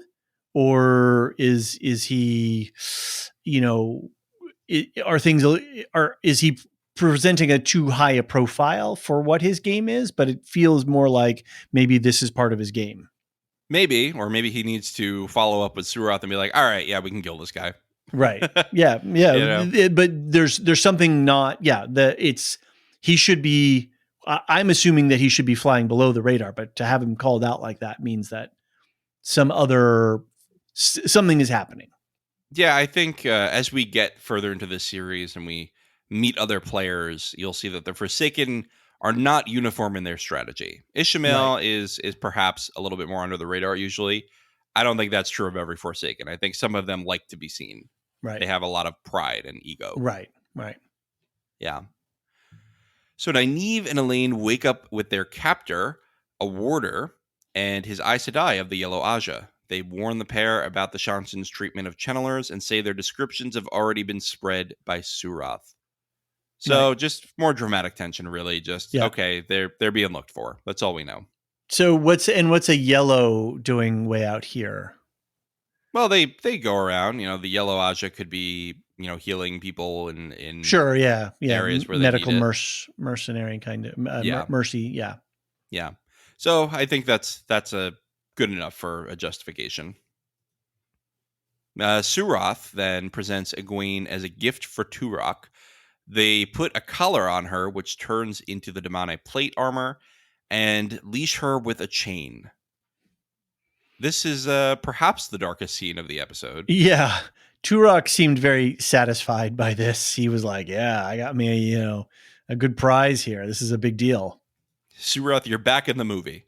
But it's going to take her a while to grow those fingernails. I know they couldn't have thought of a less permanent solution. Exactly. I don't know. At first, I thought those were like kind of an extension with that metal bit, but then I realized that metal bit is actually channeling and holding and supporting the fingernail on the finger. That's what I'm guessing it is. That just made me nauseous. You describing that. It's a structural support. It's scaffolding. I hate that. That made me feel the feeling of like bending your fingernail back the wrong way. Sorry. And I don't like that. Not my intention. I apologize. Someone's driving their car right now feeling that same ick, and I'm sorry. I just want to say that. All right. Well, let's talk a little bit more about the Damane stuff, because what's going on with Egwene? Yeah, this is a key character moment for her, right? She's been leashed. She's been enslaved. What's that going to do for her? What's that going to change her into? How is that going to give her motivation going forward? Is she going to get out of it? What's going to happen? Yeah, and it's a real rude awakening for her. She's had multiple rude awakenings, actually, coming from, girl can't get any sleep. Yeah. From a nice, from the living in the idyllic village trope to suddenly being, chased by Trollocs to, being I don't know if I'd call the show Two Rivers idyllic. Well, you know what I mean, like abusers and alcoholics, and I still have problems with that. But anyway, but yes, I agree. She's had quite the journey over the last year or so. And this one is even more like the Shanshan. There's not there's a more harsh or I don't know what's the word I'm looking for. My brain is mush. It's like a Hammurabi Code type of society. There's no flexibility in the code. It is rigid. It's a rigid society. The social positioning is rigid, and that's not actually true though. I will tell you that there is social mobility in the society. No, I'm not talking about mobility, but when you're in your spot, you're in your spot. You are not allowed to be a little bit of this and a little bit of that. You are that, and that is it. And everybody expects and holds that. So when they're leashing her, it's like, yeah, girl, this is it, right? You are now leashed, period. End of story. There is nothing else for you. Something that is always the most interesting to me about the Shanshan, and this is developed more later on, but it's more of a general vibe, so I don't think it's a spoiler, is that it's actually really great to live there if you're a normal person who can't channel. Well, the dude says it too, right? That pairing. Who says that? Somebody says that the guy that Perrin's talking to in the inn. Oh, okay, yeah. He says the white cloaks are worse than the Shanshin because once you swear the oath, he says once you swear the oath, they leave you alone. But these white cloaks, like they're problematic. Yeah, well, that's the thing is like the Shanshin, if you just live in their empire as a regular person, not a bad place to live. They're actually pretty good about like resource management and governance and leaving people alone, letting them practice their own cultures. But then if you can channel, it is a nightmare because you become a slave. Right. So there's this tension that you have in the Wheel of Time as you evaluate the Shanshin. What do you do with the society? Because they're kind of better at governing than the people in Randland, who have all this mess and war all the time. The Shanshin are united. They have very few wars. They largely are keeping it together, but they do this horrific thing of slavery of these channelers. Well, and then when we talk about that with in the Star Wars Empire, right? The New Republic can barely govern, can barely put its pants on in the morning, whereas the Empire, kept things moving. But if you were under the boot heel of the Empire, it was not at all a good thing. So, right. If you're a Force user, awful. I mean, you're right. I think a lot more people suffered under the Empire than under the Shanshin because. Right. No, but I'm just talking about channelers. Yeah, only channelers will suffer under the Shanshin mostly. But in terms of governing, Empire, right? Yeah. The what benefits are provided to the population at large through the style of governance, right? Yeah, if things are running and food is being delivered, but you're being oppressed socially, culturally, religiously, versus having a lot of freedom, but then things don't run right. Mm-hmm. So we can't find a balance. Yeah, the sad part about a lot of studies is people will forgive a lot of atrocities if there's food on the table. Yeah. Right? Mm-hmm. If the economy is functioning, people will forgive a lot. Yeah. People don't want to rock the boat. And it's very sad. And I think that that's the case in the Shanshin society. Who's going to question them for leashing people when everything else is working for them in their normal life? Right. So yeah, that's the sociological complexity of the Shanshin, and we are nearing the end of our episode, but not quite there because we've got one more scene. Moraine tells Rand that Lanfear was in love with his last incarnation and joined the Dark to get him back. They agree he can go to sleep and try to discover Ishmael's plans. She gives Rand his first choice and promises to watch over him. In Rand's dream, he's chained to a wheel in a desert, facing Lanfear on a throne. Very Loki-like, isn't she? The costuming department really went out when they swung hard. They swung for the fences on that with the dominatrix look on the in the desert. Yeah. The headdress thing, I don't know. I'm not sure if it was. I don't know. I'm sure some people like it. It was fine. It was way over the top for me. Would you like your internet points though?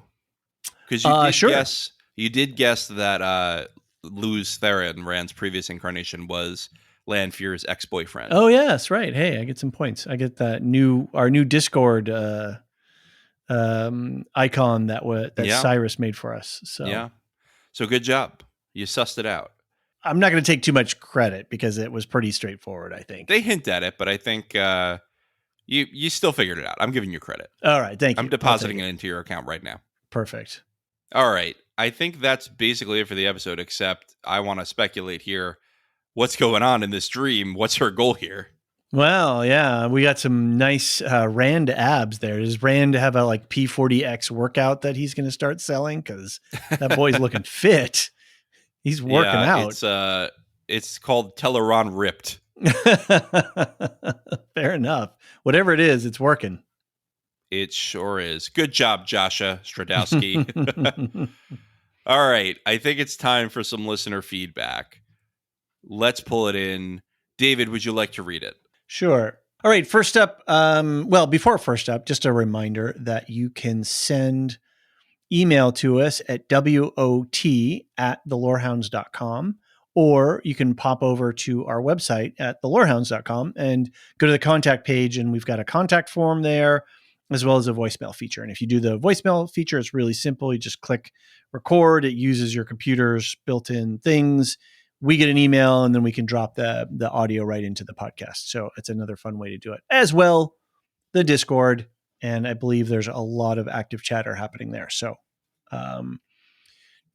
first up is Tom S. He sent in a 2-part email. He says, first, hi, David, John, and Elysia. I'm so pleased to be writing in for season 2. Finally. Yes, finally is true. It's very true. Very happy you guys are covering it and excited for the rest of the season. Firstly, some non-spoiler thoughts. I like the introduction of the sanatorium. I don't think these were ever mentioned in the books, particularly as it acknowledged that there are other reasons for people to have mental health problems other than magic. I'm pretty sure nowhere in the TV series or in the books have we seen anyone have mental health problems except in relation to channeling. Men either go mad due to channeling, or women become suicidal after being stilled or burned out, or warders losing their bond. I'm very willing to be corrected on this, but I don't think that there are any other examples of mental illness in the books, either not related to magic. There is indirect acknowledgement of immediate effective trauma, I think, but it's not overtly discussed. So anyway, I thought that this was interesting, particularly as a mental health professional. I've often wondered if there were any other reasons for psychosis like madness or depression in Randland World. Yeah, I really liked the PTSD of the Aiel War veteran, right? Mm-hmm. In the Right. first episode. Right. Or maybe it was the second episode. But anyway, earlier on. And yeah, this is very cool. I mean, I remember in the books, it is explicitly stated you can't heal mental illness. Nobody's ever figured it out. But they never, I don't think, as you're saying, Tom, they never actually have someone have mental illness except for the madness that comes from male channeling. Right. Yeah, So no, we don't cool. often see that except as a specific device in other literature, right? So, right. Continues. Also, I really hope they don't do Min and Matt. I really like them as an unlikely buddies. I do not want more love triangles. Okay, right. I see what you're saying. Yeah, he doesn't want them to be. He's not shipping them. He doesn't want them to be shipped. Yeah, I agree with that. There are enough angles in the relationships in the Wheel of Time. I'll say that much. Yeah, we don't need any more. Right, and Tom had said he wrote in a second part here, which I haven't read because it's White Tower material. So that's I think we addressed that in the last White Tower in episode 4. Got it. Okay. Ken W. in Dublin by email says, hello, recently found your podcast and joined your Patreon. Well, thank you, Ken W. I really appreciate it. Welcome. Yeah. Loving everything, going back and doing catch up and rewatching stuff. Anyway, John was wondering if it is Elias. Yep. Okay. Yep. So when I'm watching on Prime with subtitles and when Elias talks, his name comes up before the chat. So it's Def Elias. Keep up the great work. Ken in Dublin. Thanks, Ken. David, do you know how we talk about how if we get something wrong or if we say something controversial, that's when we get the most feedback? Yeah. Twitter was ablaze telling us about how the first time Ingtar addresses Elias, he calls him Elias. Uh-huh. And I just missed it. And I was like, why aren't they naming this guy? Was there a bunch of... everybody was telling me. Every single person was telling me on Twitter. So thank you. The message has been received. Got it. But I will say in my defense, if you're introducing a new character, one time is too few times to say the name. Right. Because you shouldn't expect people to have to rewatch everything and need subtitles to catch the name. Yes, like me. And we don't have subtitles in our screeners, which is really annoying. Yeah. So yeah, it's unfortunate. I mean, I know Apple has been great about doing subtitles and screeners. Right. There is no such thing on these Wheel of Time screeners. Right. So anyway, thanks, Ken, for writing in. Hope to hear from you some more. And thanks for joining the Patreon. Yeah. Last up is Ivy, who wrote in an email. They say, first off, I'm a longtime listener and I really enjoy your podcast. Well, thanks, Ivy. We enjoy having listeners and feedback. I got into the Wheel of Time book series because of the show, and the changes immediately had me concerned about the adaptation. I was skeptical after last season ended, but I'm glad I stuck with it. I think they're telling a slightly different story, but I am here for it. I was really sad to lose Uno. Yeah, I'm with you there, Ivy. It was a bit of a shocking death. I was not ready for them to, move a particular character off screen so violently like that. Yeah. But I understand why they made that choice. I think it's important that Moiraine gets her power. It looks like, John, you've redacted the rest of Ivy's email here. Yes, are you I saving have my redacted sensibilities? It got very spoilery after that. Okay. So I'm sorry, Ivy. It'll have to wait. Well, thanks for writing it, Ivy. I'm glad John saved me from the accidental spoilers. And certainly, if you write in again, or for just anybody who wants to write in, just you don't have to worry about hiding your stuff as long as you say this might be spoilery or this is for the White Tower. I can be it's easy to skip reading that stuff. So, all right. Very cool. And thanks, Ivy, for writing in. It's fun to talk about this stuff with people because it's deep, it's dense. It's nice to see what people are thinking about it, especially book readers and non-book readers. David. Yes, sir. It's time to talk about our programming notes before we move on to the White Tower. Right. Our programming notes are my brain is mush because we're covering 3 shows, 3 dense lore shows. We are the Lorehounds after all. So, I guess we signed up for it, right? It's your guides to poor work-life balance. That's exactly right. Foundation is about to end just now, right? Like it's happening. Yeah, we just the same day this comes out, the finale comes out. Yep. And a podcast should be in your feeds for that. We're going to do a season wrap up. We are very fortunate to have both Marilyn Arpakila, our favorite Tolkien scholar, and also big Foundation fan, along with Maester Anthony from Properly Howard Film Review and you may movie review. Oh, now I got to correct you. I got to correct me this time, as well as the Electric Boogaloo Song of Ice and Fire book podcast. So yeah, we're gonna have them both on. That should be a good thing. We have this going on, and we've got Ahsoka going on, and that was this week's Ahsoka episode, part 5, was quite a mind bender. So we're just getting through this little period of time, and then once we put Foundation to bed and we get the season wrap up done, we'll have a little bit of more breathing room, and then we'll be able to figure out what we're doing with our lives from there. October is going to be a lot clearer. John's got some spare time on his hands. We're going to catch up on some of our side projects like the Star Wars Film Festival, the Earthsea books. You've got some Lorehounds play, I think, kicking around. It's finally going to happen. I also did talk to Moses. We're going to do the One Piece live action. We are. Oh, good. We are going to do it. He's just got to watch it first. Yeah. Okay, great. Yeah, because it's getting a lot of good reviews. There's a lot of buzz around it. So I stand by my statement to you, David. I loved it. You're going to hate it. Okay. What if I love it, though? I'm so happy for you because I love One Piece. But yeah. It might be a way for me to get into it. That said, I think, did I see that One Piece was renewed for a season 2? It just was today, yeah. Yeah, right. Very cool. So we got to hop in. Yes. We're going to be kings of the pirates. Yep. Go for it. Yeah. You and Moses got it going on, so you should sail that ship. Mm-hmm. Sail that ship. But otherwise, once we get into October and we have a little bit of breathing room, we'll get back to adding some of our ongoing shows. So check out Properly Howard Movie Review if you haven't. If you like pop culture nonsense with a theologian and a stand-up comic, they are a hoot. They just dropped a episode on Ex Machina, which is a little bit outside of their schedule because the schedule that they've got going on right now for their season is all remake movies.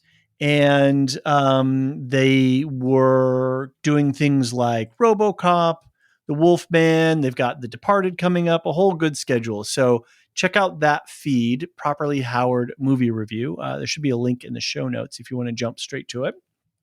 Also, our good friend Elysia, who you're going to hear from shortly, she had to do a little bit of recalibration because they moved the Dune movie. And so she was doing a whole Dune 360. But we were chatting with her the other day. She has wheels within wheels. She's got plans coming. She's got some shows coming up. Not ready to announce things yet because she's still putting the finishing touches on things, but we will make sure everyone knows what's going on with the Wool Shift Dust feed as soon as there's more content there. Cool. Yeah. All right, David, time to say our thank yous to our patrons. As we hit always. 100 this week. It was very exciting. Very If you want to exciting. be in the triple digit club, you can come join us at patreon.com/thelorehounds. But this list of people already has, and they've been with us, most of them, for a long time. And those who are old and new, always grateful to all of you. These are our lore masters, our top tier patrons. I always mess that up, right? I know. They're So patrons on Patreon. Exactly. Anyway, Subscribers. yes, here are our lore masters who we give a shout out to every podcast: Samartian, Cyrus, Mark H, Michael G, Michelle E, David W, Brian P, Nick W, SC, Peter OH, Bettina W, Adam S, Nancy M, Lavinia T, Duve71, Brian 8063, Frederick H, Sarah L, Gareth C, Eric F, Matthew M, Sarah M, DJ Miwa, Andra B, Kwang Yu, Laura G, Deadeye Jedi Bob, Nathan T, Alex V, and Aaron T. Thank you all so much. Catch a breath there, man. I know. I need to pick up Rand's cardio routine to get through Right. this list. Seriously. Yeah. So thank you all so much. It's been a pleasure to make podcasts with you over the last year plus, and hope to do more of it going forward. Well, I think we're just about ready for the White Tower segment, David. I think with us already is Elysia Sadai. Elysia, how you doing? I'm doing well. How are you, John Sadai? Wait, Min can be Sadai? No, but In well, our actually, world. they used to be Yeah, able to see? in the Age of Legends in Okay. the past Dragon's lifetime, and then once they started going crazy, they were like, "Yeah, you're out of the tower." In our tower, anyone can be. And John already Right. identified as of the brown Aja. So Oh, yeah. That makes sense. Lorehounds, right? I don't know. I think I'd have to be a blue Aja.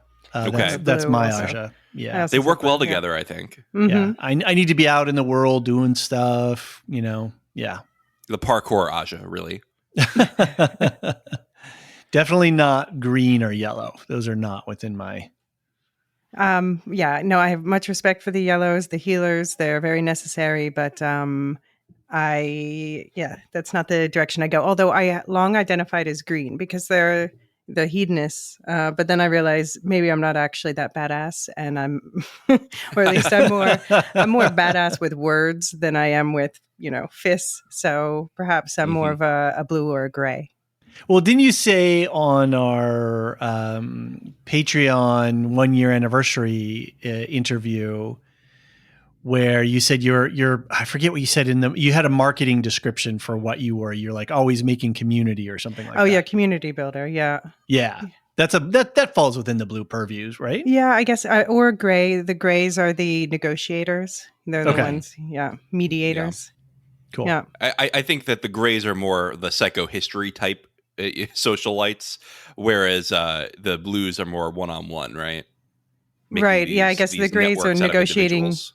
Yeah, the grays are negotiating between nations, and the blues are like the ones who they're not behind the scenes. They're quite visible, as Moraine showed you, but they are manipulating things, I guess. I think Harry Seldon would have been a Grey, right? I don't know. I guess, but he's very blue also in some ways. He Just is. the way He he is. He's a bit of a brown though, too, right? Because he's got Yeah. a lot of knowledge. I don't and know, because history. Hazel Aja's real. the Browns know a lot, but they don't do a lot. Right. That's the problem, and I don't think that's Yeah. Harry Seldon. That's true. As we saw in this episode, in fact, we got some insight into the brown. Yeah, that was super fun. I was gonna say, what the one Aja is that I don't think that they've even mentioned in the show is the white. Mm-hmm. Oh, so which- there's an actual white Aja as opposed to just being a Yes. of Well, no they are. Aja. They're the philosophers, but they kind of get the Ooh. least book time also. Interesting. They are the legalistic Aja. They're like, Yeah. this is in the code, and this is what we should be doing with it. Blah, And blah, it's blah. very. They're the lawyers, right? Yeah. So, Elysia, you're here. We've already given our general impressions, but what do you think of this episode? It was like a huge lore episode, so I was very happy. I think that it moved a lot of plot lines forward. I'm very curious, David, what you especially thought of it as, I liked it a lot for the lore. Obviously, all of that was new to you. How did that fall with you? It was a very rich episode to take in, a lot of detail, and I was just thinking that if I were not vested into science fiction and fantasy and being in these worlds, and especially exploring a new world, this might be a little hard of a show to get into if you're an adjacent, especially with this episode, because there was a lot going on between, the different powers and the different locations and the history and the lore, and with Ishmael like cruising around, doing stuff. So yeah, and we spend a lot of time with the Shanshin, and if you're not, that's a lot. It was a lot to take on, and anybody who's not in wanting to get into this world, I think it's going to be a little bit of a different. I don't want to say difficult isn't the right word, because they're doing a good job at explaining a lot of stuff. Yeah. But there's just a lot of onboarding that you need to do for this show. So I think the show is very much directed towards book readers. More so, the balance is more book reader than new person. So you hear that, book readers? Because I understand why people are like, oh no, you remove this character, or you're not talking about this vocab word or piece of lore. But yeah, you give a good perspective of why it's important to streamline this a bit, because it's so much. Oh, yeah. Even streamlined, it's a lot, right? Mm-hmm. Exactly. We even brought in my favorite Robert Jordanism, Teleronriode. Yes.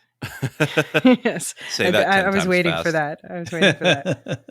I was wondering if they were going to sort of nerf that term and just be like the world of dreams, but no, they went all for it, which is I like that, and I think that's the language, the really unique terminology in the Wheel of Time is a big part of that vibe, which is part of why I didn't like that they replaced the in-universe curse words with out-universe curse words. And I'm really glad that they are this season really leaning into the foreignness of some of this. Yeah. Interesting. I think that's what makes it feel unique compared to, people always are going to want to compare it to Lord of the Rings, and but it's not. It's its own world, and this begins to show you why this season. Right. The first season and the first book are very, very much Tolkien, right? And then you get to book 2, you get to season 2, and you have the Shanshin, something that's very different from Tolkien. You have the World of Dreams, which we haven't really seen much of yet. We saw a little bit this episode, but that's something that was never explored in Tolkien, right? And it's one of the markers of what makes the Wheel of Time so special. Yeah. Well, what I like about the World of Dreams is that they have been showing it the entire time. They're just finally starting to explain. Yeah, that's true. Okay, fair enough. I will say that the back half of this episode, I started to see a little bit more of what does captivate and motivate people in this world. The second half of the episode just felt more substantial and engaging for me. So as these plot lines are moving forward and we're getting into some motivations, and we're getting away from superficial character aspects, sort of the sulky Rand thing, we talked about that. Like, oh, wait, there's something more going on here. There's something more going on with Perrin here. There's something more going on with Ishmael and Lanfear here, right? There's some depth that I'm just now starting to see how that could start to go. And that was interesting and engaging for me. So Right. At the same time, I was just like, "Oh my lord, I'm not even going to try and make sense of this stuff. I just got to ride. I just got to float here and let this thing carry me." No, I'm excited to see how you feel about some of the things because I saw things being set up that I know will pay off. Sure. In this season, so cool. And beyond, of course. So I'm curious how that, if you go back and watch after this whole season again, if you're going to see things differently. Well, we may have time to do a lot of rewatching next year, depending on how this strike goes. So anyway, well, I should let you guys get out of here, and you guys can get on to the White Tower, but it's great to chat with you about it. And cool. We'll talk to you later. Sounds good. Thanks, David. All right. This is your big spoiler warning now that David's gone. If you have not read all the books, if you are not comfortable being spoiled for the whole plot, leave now or forever hold your peace.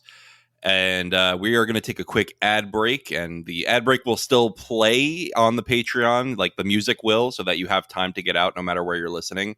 But after that, there's no rules anymore. Here we go.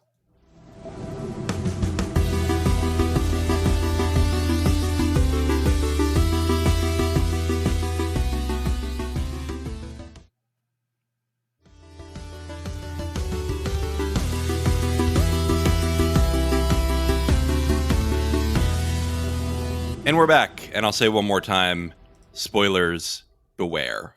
All right, Elysia, what's going on with this episode? I see you have quite a long list of things to talk about. I think it's the normal length. But, but yeah, like the Dark One breaking out of Shai Al Ghul. Here comes some spoilers. First, yeah, this Shanchan, we got to see a bit more about them. So do you think Loyal was there? Apparently, just like standing there all day. Do you think that they're going to call him a gardener since we haven't seen them bring their own Ogier? That's interesting. Maybe they did call him an Ogier in this in this dialogue. The Shanchan to Shanchan, they said Ogier, and maybe they're a little concerned about introducing multiple terminology for the same thing since they're already introducing so many phrases. But Well, yeah, they called him a builder before with okay. Tarvalon. Well, how many professions is an Ogier allowed to have, right? They are builders and gardeners. Yeah. Actually, it's kind of the Shanchan term actually makes more sense. They were kind of not doing their true Ogier thing when they were building all those buildings. Right. Interesting. Yeah. Yeah. So, what did you think of Surath's hair? There's been some controversy online. I did not mind it at all. I thought that it was cool that she had this weird hairdo. I remember. I thought it was perfect. Yeah, in the books, I mean, they have this whole thing of like kind of the less hair you have, the higher you sit in Shanshan society. And I like how they brought that in here. You know, you have Turok completely bald. You have Surath having a little bit of hair, but not all the way in the high blood status. Right. But yeah, she's even not only has her side shaved, but also shaved back a lot on her forehead. So that shows that she's, on the high side. Right. Until she gets her nails cut. She's medium well done, right? Medium well done. Yeah. Her blood is, of the medium well done variety. Yep. And what game do you think that Ishamael's playing by giving the horn to Turok? Because Turok, he just kind of takes it in the book, but now Ishamael's just like handing it to him. Yeah, I mean, I guess he probably thinks he can turn the Shanshan to fighting for the shadow, even unwittingly. And so maybe he's like, well, if I give it to this guy, he'll blow the horn. He's really into glory, right? We know that's a big thing in the books. Really into glory. He'll blow the horn, and worst case scenario, he'll blow it prematurely. Nobody else will be able to use it, even if they get it back, and they'll be stuck, right?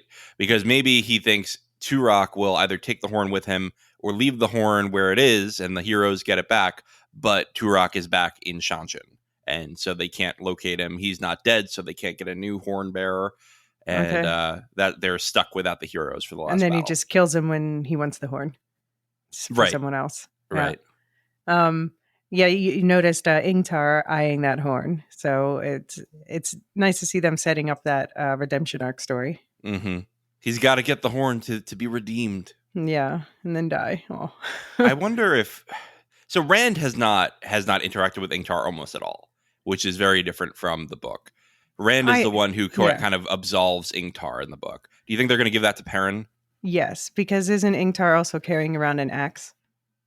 Okay, I didn't notice that, but yeah, that makes sense. So in the books, Rand took his sword. I think Perrin's going to take his axe. It was interesting. We saw Perrin fighting with a hammer this episode, and Dane Bornhold fighting with an axe.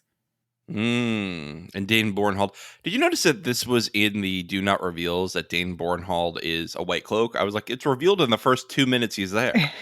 Yeah, some of the Do Not Reveals are quite random. I was thinking the same, but it is a nice trick, I guess. It's supposed to be a moment of when you see that the town's been taken over by White Cloaks. Mm-hmm.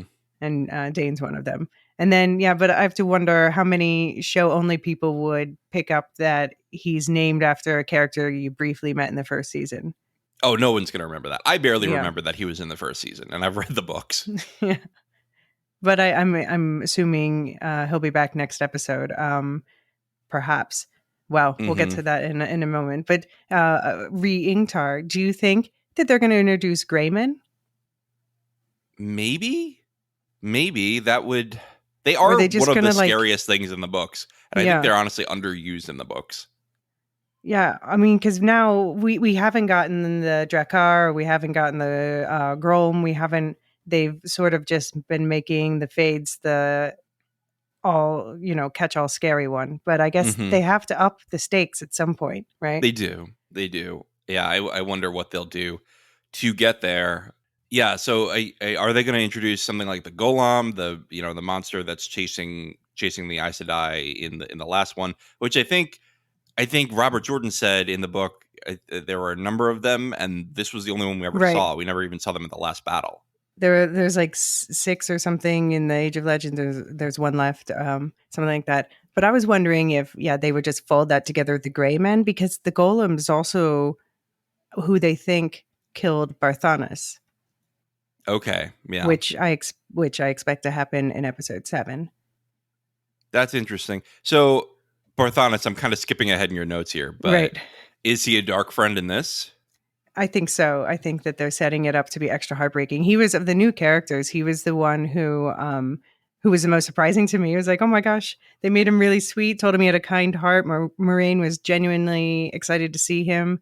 Um, yeah, but I think that that's going to be, I'm wondering if he's going to have made a deal with the Dark to restore his family name. Yeah, that seems like a good motivation, and I think a big theme of this season has been what would cause someone to choose the darkness, right? Right, You have Leandrin, you have her trying to convince Nynaeve, you have Ingtar. It's going to be a big right. discussion of what makes these people turn. And Ishamael also said to Suroth, I know why you swore your oaths to the Dark, and that shut her right Mhm. up. So, because she was being all snippy about, like, you might be forsaken or chosen, but you're not of the blood. Like, Right. okay, down girl. That and you also had him talking to Lanfear that way, right? It's basically Yeah. like I know what you really wanted with this whole thing. And then Moraine says later, she chose the darkness to get Luce Theron back. Yeah. I wonder if Ishamael's hubris is going to end up getting in his own way, because he sure thinks that he has everybody in the palm of his hand. He does. He does. And I'm wondering if he really believes what he said, that Falma is the last battle. Right. Right. I He mean, might. we know it's not. Yeah. I know. I I'm think just even wondering if new he thinks viewers, so. I think even new viewers are like, wait, didn't they say 8 seasons? Right.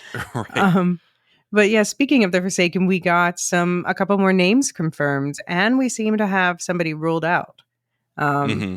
so we have confirmation of Moghedien and Graendal, which I would have expected and good. And then Lanfear just said the boys about the rest. So I guess that means no Semiraj slash Masana. Yeah, they'll probably make Grandal do the Semiraj with Min and Rand scene, I would Right. think.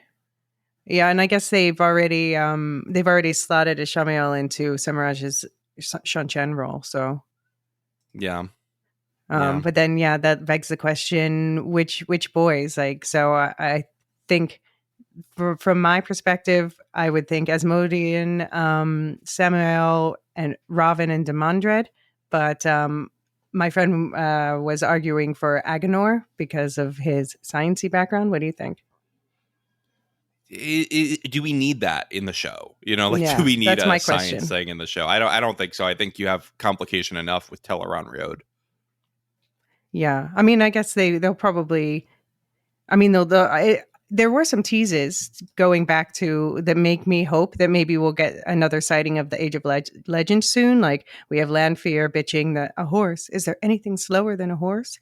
And and Ishi was, talking about how the people of the Third Age are still playing with swords 3,000 years later. Yeah. So it feels like they're reminding us that the Forsaken come from a much more advanced time. You know, it's kind of disingenuous for Ishii to be so dismissive of these people when he's actively come around and messed up their progress several times. Right, true. It's pretty bad. I wonder, did he mess with the Shanshin too over time? Because why are they also, they have more technology, it seems like, Right. but not a lot more. Well, I mean, apparently he's been over there, so I guess so. But Yeah, but I was but only also recently, thinking, right? They said you yeah, just showed up recently. All of a but sudden, you've got all this knowledge. What's your game, buddy? but it's also a question of, like, from where are we counting? Because I was looking at our own timeline in our world, and if we say from the start of recorded history, 3,000 years brings us just up to about before Jesus. So Are we even slower, or they started with a head start, I guess? I think they had a head start. I think that they're telling us that they started in like our 1500s, right? Right. In And they the just haven't progressed. right, right. Which, yeah, that is pretty slow. Yeah. Okay. Fair. But you also have to wonder, like, how much of our progress was luck, right? Of somebody discovered something and that just propelled us forward. Right. It's true. I mean, and that's one of the storylines that I love in the books when Rand starts, developing the different technology things with Matt and Aludra and all that. Yeah, that's a fun storyline for me in the later books. Mm-hmm. It'll change warfare forever. Mm-hmm. And did you notice, Re the Forsaken? Did you notice the saw in Lanfear's eyes, the black streaming through her eyes? So we have confirmation she's channeling the true power to resurrect, I or didn't being notice channeled that. into her. Yeah, Yeah, I wonder. I read it as the Dark One resurrecting her like that, mm-hmm. but I could be wrong. Yeah, it's definitely that. Yeah. But we see when they show the close up of her eyes, there's the saw, the black dots that are like streaming through, which That's is cool. a book reference. Was she able to channel the true power in the book? Because I don't recall if she was, or if that was just, is she because even like Semiraj couldn't do it, right? Because she was shocked when Rand was able to do it. Right. No, I don't remember. I don't think she could. But I think in this case, I said channeled, but I'm what I meant is it was kind of being channeled for her. It felt like. Yeah. I buy that. I think that was the Dark One resurrecting her right there. I think, we speculated last episode, right? Is it going to be what the physical version of him catching her soul at the minute of death looks like, right? Right. And I think that's what this was. Restores her Right. body and catches her soul. Right. Yeah. No, that makes sense. But yeah, I think they did a great job of making her creepy, especially when she was, running through the woods with that whip of weave. She really looked like Nightmare from Sleepy Hollow. Yeah, and of course, sealing the woman's mouth shut. That was pretty spooky. Yeah. But then they're also they made Moraine look, in the first half of the episode at least, they made Moraine look very, they kind of compared her side by side with her, and Lanfear seems to have respect for her. She calls her clever and more ruthless than I imagined. What did you think about her killing the horse? I mean, she was right? Like, it did slow Lanfear down. I mean, barely though, and they could have just taken the horse with them. I don't know. Where's the horse? I mean, I guess they could like send it on its way, like, Yeah. But yeah, it's tough. I get what she's doing there. Because it's not just her life and Rand's life, right? This is the fate of the world at stake if Rand dies. Right. And it's only later that she decides Rand would not have died. Right. That's true. Yeah, I thought that whole sequence that worked for me, the suspense there, even though I knew nobody was going to die, but that was like a fun chase through the woods. Yeah. Although the horse lady could have died. Yeah, the horse lady could. That was sure. Well, yeah. Now I guess her mouth is sealed shut unless like a good surgeon can get in there. Yeah. Good luck in this world. Yeah, exactly. Yeah, so she's might as well be dead. But then we did see the softer side of Moraine with Anver by the end of the episode. I loved that. Yeah, she was really great with Anver, and she really kind of humbled herself, right? And the way that she took her own advice through Anver was really great. That's a good tip. If somebody won't listen to your advice, just give them their own advice back at them. Yeah, throw it back at them. Although when I've had to do that in life, usually they go, well, not in this case. That's usually the answer you get. But Moraine is smarter than that. She's really picking up that this is the advice that I need right now, because one of the things is she hadn't slept in days, right? So that's part of her lack of thinking. And then when she's finally told to like sit down for a minute and think about it, she's like, all right, he's not dead, and she's been around a while. Something's going on here. Right. And what does Lanfear want? Yeah. What do we know about her? That she's in love with his past life. Yeah. And did you know she still can't lie? Like when they asked who Rand was, she tried to say a bunch of different things and then finally just says Rand. Yeah, So I didn't notice that, but now that you're pointing it out, that makes a lot of sense because, yeah, why would she be able to lie if she's only shielded? right, right, exactly. Yeah. And speaking of the Aes Sedai, we got to see more of your brown sisters, including we met a couple new ones. So we got Naomi, who's invented for the show, and Yasika, who is a obscure book reference, an ancient scholar quoted once in A Memory of Light, when Hmm. Egwene says to another brown Serain, "So long as we do not depend on the facts entirely, incomplete knowledge is better than complete ignorance." So I'm looking for Yasuka to say that during this show. Okay. Okay. Yeah, there were some lines that they took directly out of the books in this episode. I'm trying to think of the one that really stuck out to me, but um I believe it was the Leandrin versus Surath dialogue. Mm. That was like directly out of the book. So they are taking some things straight out instead of changing it a lot. Oh, this felt like a very book faithful episode to me overall. I mean, of course, things are in a Mhm. different way, but they really, they dropped a lot of lore. They really made a lot of reassurances for me, at least, that they're going to be keeping certain storylines and, yeah, Yeah. Yeah, certain definitely. pieces of world building. They're going wider with the world than I thought they would in season 2. They are really Mm. shifting the Overton window of this show. Yeah. Yeah, and I hope. I mean, I hope that enough new people want to hang on. But maybe I only watch the like reaction videos and such of new people who like it, but they seem to love it. So I have high hopes. Yeah. People are definitely hotter on this season than they were on season 1, which is great. And I think that's right. I think this season is operating at a much higher level. Yeah, but I do know a lot of people who, like they're hearing good things about this now, and so they start season 1, and then they're like, "Oh my god, it's the same day, and I'm already watching episode 6. I can't stop watching the show." Interesting. Interesting. I don't want to debate season 1. I know you really No. loved it. I was less hot on it. Hmm. I think good and bad parts, but season Yeah, it 2, I wasn't think we can perfect, but agree yeah, is better. is yeah, is so far better. yeah. One potential plot hole question that wasn't Adelaus on the road with Viren and Moraine and Lan when they were coming to Tarvalon? I believe so. So where So is did she she? go back by herself? I don't know. I don't know. Yeah, I wonder if this is part of a plot somewhere. I'm curious too because it seems because they're introducing these two other Browns, um, who I assume are going to be fodder. Because why not give that plot to Adelaus if you're Mhm. establishing her? Yeah. Um, Yeah.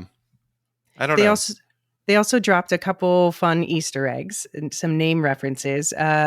We had Viren referencing her mistress of novices, Surrey Bagand, who she was, a legendary mistress of novices turned Amerlin. But what's really Okay. interesting about her is that she was the nemesis of Cad Swain.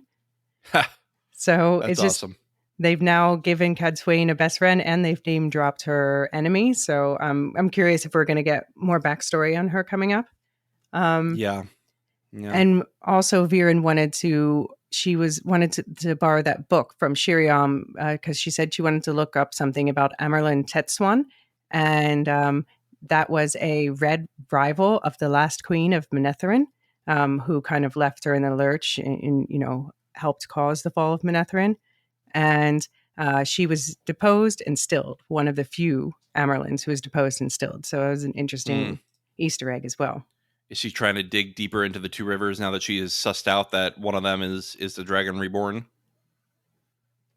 Yeah. Well, she did. She promised Moraine that she would look into things. But yeah, I wonder that. But also, there's just been a few nods towards Emerlin's being deposed. With that comment with Yeah. Yeah. Landrin last week and stuff too.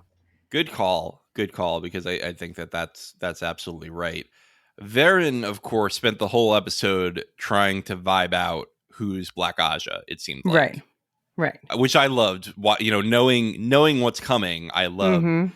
And I'm not going to tell David a single thing, but I want to hear if I'm going to ask him what he thinks Varen's doing with all this, Right. because I really want to know how this is translating. Because I don't know about you, but I was really surprised when that twist happened. That Yeah. your dress is green, right? Right. Um, kind of thing. Yeah. So Yeah, they I better hope do it that they exactly do. the same way. Yeah. If they change a single line in that, I'm turning the show off and we're done covering it.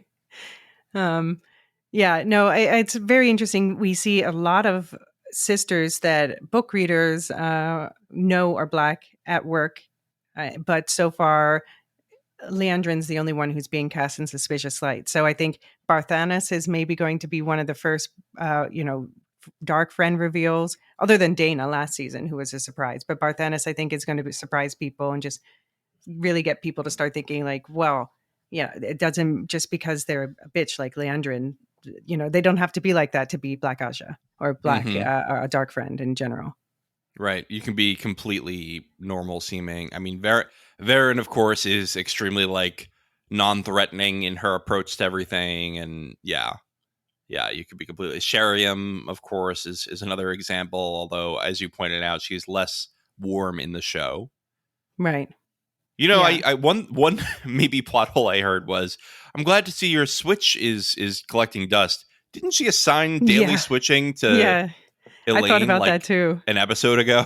Yeah, I thought about that too. I wonder if she's not seeing it through. But maybe Maybe I they guess are telling us that she's sweeter than she comes off, right? yeah, maybe. I mean, yeah, maybe it's interesting that they made her less warm because they've made so many other characters more complex and warm. So, Mm-hmm. Yeah, like I Alana is much less distant. right, right, exactly. And yeah, and Barthanas and Leandrin, of course. So I'm curious to see what their long game is with the Shiriam character. I'm reserving judgment until I see how her story plays out in the show. Yeah, I wonder if they're gonna have her. She saves them from the gray man. Kind of, we know that she didn't really, but she's involved with the gray man thing in the book and seems to be really kind about it. I wonder if they're going to do a similar thing where she's like, Leandrin, you are cast out of the tower for your evil nature and your taking of these girls. Like, really, like, Mm-hmm. do a big grandstand about it Yeah, yeah, and gain the trust of Egwene. yeah. I think something's going to go down with Leandrin's going to get some sort of comeuppance in the last episode. I feel it Yeah. of this season. I mean, yeah. Yeah. And so another newbie. What did you think of Avienda? Oh, I loved it. I think that was a great performance. Really, a lot of terms thrown out there without explaining them. Right. Fardaris Mai. I can never remember how to Yeah, say Toe and yeah, Giato. oh Yep. her. Mm-hmm.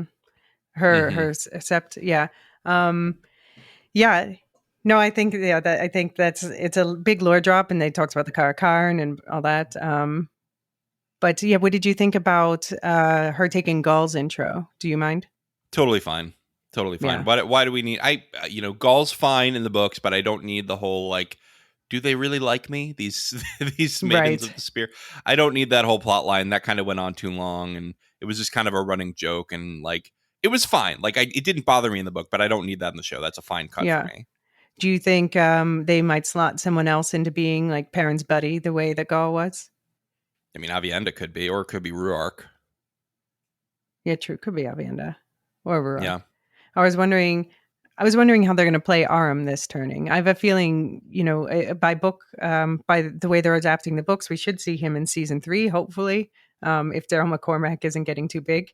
And I'm wondering if he could be, if they establish more of a friendship between him and Perrin, then if they keep his story as it is in the books, it might sting worse. Yeah. Yeah. That is a pretty heartbreaking story. I've heard people say he's a wasted character, but I don't think so. I think that really shows like how deep the cult of Massimo went, Right. Yeah, I don't think and he's how a deep the whole yeah. obsession with the Dragon Reborn and all this. It was Yeah. not healthy. Yeah, I don't think he was wasted. I just think he was underutilized. Because I always really liked him in the early books, and then yeah, you see what happens to him, and that's just reminds you of people in real life. You're like, oh, this kid's great, and then you see them be corrupted by the propaganda around them, and not listening to anything beyond that. And yeah, And you that's a too could get a tragedy of Facebook Aram. account. Yeah. Yeah. And Yeah. yeah, and then, so in the end, so Perrin he rescued Avienda, but then I guess they just left Uno in the cage. He went back to Uno? bury him. Yeah, Oh, yeah. he went back to the town to bury him, and I guess he's still just there. So, Yeah. Well, what are you what are you gonna do? You got two living people, and you only barely escaped. It is what it is at that point, right? yeah, yeah. Yep. I think the next episode with Dane and Daddy Bornhold is going to be sad. I have a feeling that, you know, in that part of the Eye of the World in the book, Perrin rage kills some White Cloaks, and I have a feeling that it's going to be Child Bornhold, the senior. Mm-hmm. Yeah. Yeah. Or they could just remain angry at him for this, right? This could just be the thing. I thought that the fighting choreography was really great with Avienda, Yeah, and really sold me on. These are dangerous warriors. He's going, right. don't go in one-on-one, they'll get you. And she's like, no, don't worry about it. I Okay. got it, even if it's a group. Yeah, I liked her giggle when he went to protect her. She's like, "Nah, bro, Yeah, thanks." that was great. That was great. Yeah, the what's the name of the Dune version of the Aiel? The Fremen. Yes, the Fremen. I want to ask David about the if he considered her just a Fremen on the podcast. Yeah, I think that the Aiel have a more fun fighting style than the Fremen. I don't know. Well, actually, that's not true because the Fremen do this like weirding thing with, if you not in the Dave Lynch film, but in the books and otherwise. Anyway, it's kind of a cool sand ninja thing. Okay. Well, Um, we've got sand spear people now. yeah, exactly. And yeah, so we also got Rima, the yellow Aes Sedai, who, yeah, we know book readers know is going to become Pura and be completely broken. So that's going to be heartbreaking to watch. I'm Mm-hmm. wondering if her warder Basan's going to die when she's captured. Um, just counting the deaths. We'll see. And then we also got Rena, who is, I know a lot of people were excited about Zelia Mendes Jones. And I have to say, I went through the entire episode and then got to the credits and I was like, oh, wait, yeah, Zelia Mendes Jones was in this. And I went back to the scene where Egwene is collared and I had to like do a photo side by side with them on the screen to recognize that it was the same person. Wow. Interesting. Speaking of Shanshin casting, by the way, I speculated that the speaker for Surath was Stormfront from The Boys. Absolutely not. Completely different actress who kind of look similar. Oh yeah, Jessica Boone. She's married to Guy Roberts, who played Uno. Oh, interesting. Yeah. Well, one of them still has a job. Yeah. She posted some funny things on Twitter afterwards. She was like, oh, something terrible happened today. And then she's like, ... We traveled with toddlers. They're a nightmare to travel with. That's pretty funny. They are a nightmare to travel with. So, yeah. So do you think they put it up in to shut people up? They double leashed Egwene. We had that weave leash that bonded them and then an actual physical leash. Yes. Okay. Maybe they did, but I don't know. Maybe they're like, this is a really powerful one. Let's just, cross all the T's, dot all the I's. Yeah. Yeah. They didn't put the thing in her mouth yet, though. So I'm curious because obviously you don't want to make Egwene not be able to speak. Right. I think maybe that'll be part of. We know Rena introduces herself as one of the more lenient Suldam, and maybe this will be one of her things. She says, "Well, most of them want their Damane to be silent, but I think that we need to have a relationship. So here you go. But if you start talking back too much, then I will gag you." Right. I think that might be a good way to do that, to keep her ungagged. Very The Handmaid's Tale, where, spoiler for, I don't know, season 3 or whatever. When they go to Washington, D.C., they use that as a threat over the main character because there are handmaids there who have their mouths sewn shut. Yikes. Well, yeah. I did not watch The Handmaid's Tale, but that does sound terrifying. Yeah. Yeah. And then, the queen, we finally got a name drop. I guess we're going to meet her the next episode, or definitely, I'm guessing episode 7 is the wedding. So it's Queen Goldrin, so a completely new name, not a Riatan at all. Yeah.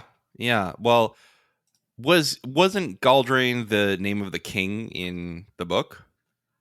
Yeah, the first name. Yeah, so maybe they just made it a last name. Yeah. I think that's right. Yeah. Okay.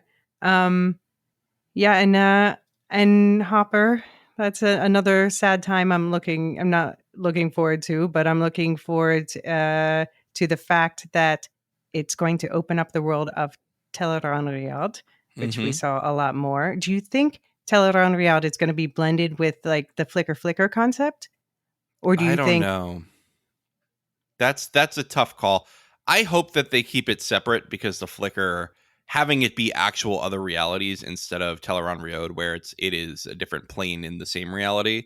I Mhm, think that those are two distinct concepts, and I don't think it would be as meaningful if those other things weren't real that Rand experiences. right. And also, I'm thinking that the alternate realities is also maybe connected to the archways and the accepted tests and such, Okay, which yeah. would make what Nynaeve went through more meaningful. Right. Like she really had a daughter, and that daughter had to stay in that reality for some reason. And yeah, Right. that's really tough. That's really tough. So she just left her daughter to die. Yeah. Wow. And I'm also wondering if that's how Rand is going to get to Foam after the whatever Yeah. goes down at the wedding. Yeah. Or is he gonna try the ways again? I wonder if they'll do that whole thing where the ways are caught up with Mach and Shin. Yeah. Yeah, I wonder because it seems like Leandrin and co had a relatively easy trip this episode. Right. I guess the dark can kind of somewhat control it, right? Because the same thing happened in the book, right? Is that the in the same book you have Ren unable to even enter it, and you have Machin clawing its way out, and you have Leandrin easily going from the White Tower with the girls to Falma. Right. Right. Yeah, I loved, by the way, that Leandrin at the last minute undid Nynaeve's ties. Yeah, Just they that sold little me on time. that. They sold Yeah. me on that she would be motivated to give Nynaeve a fighting chance.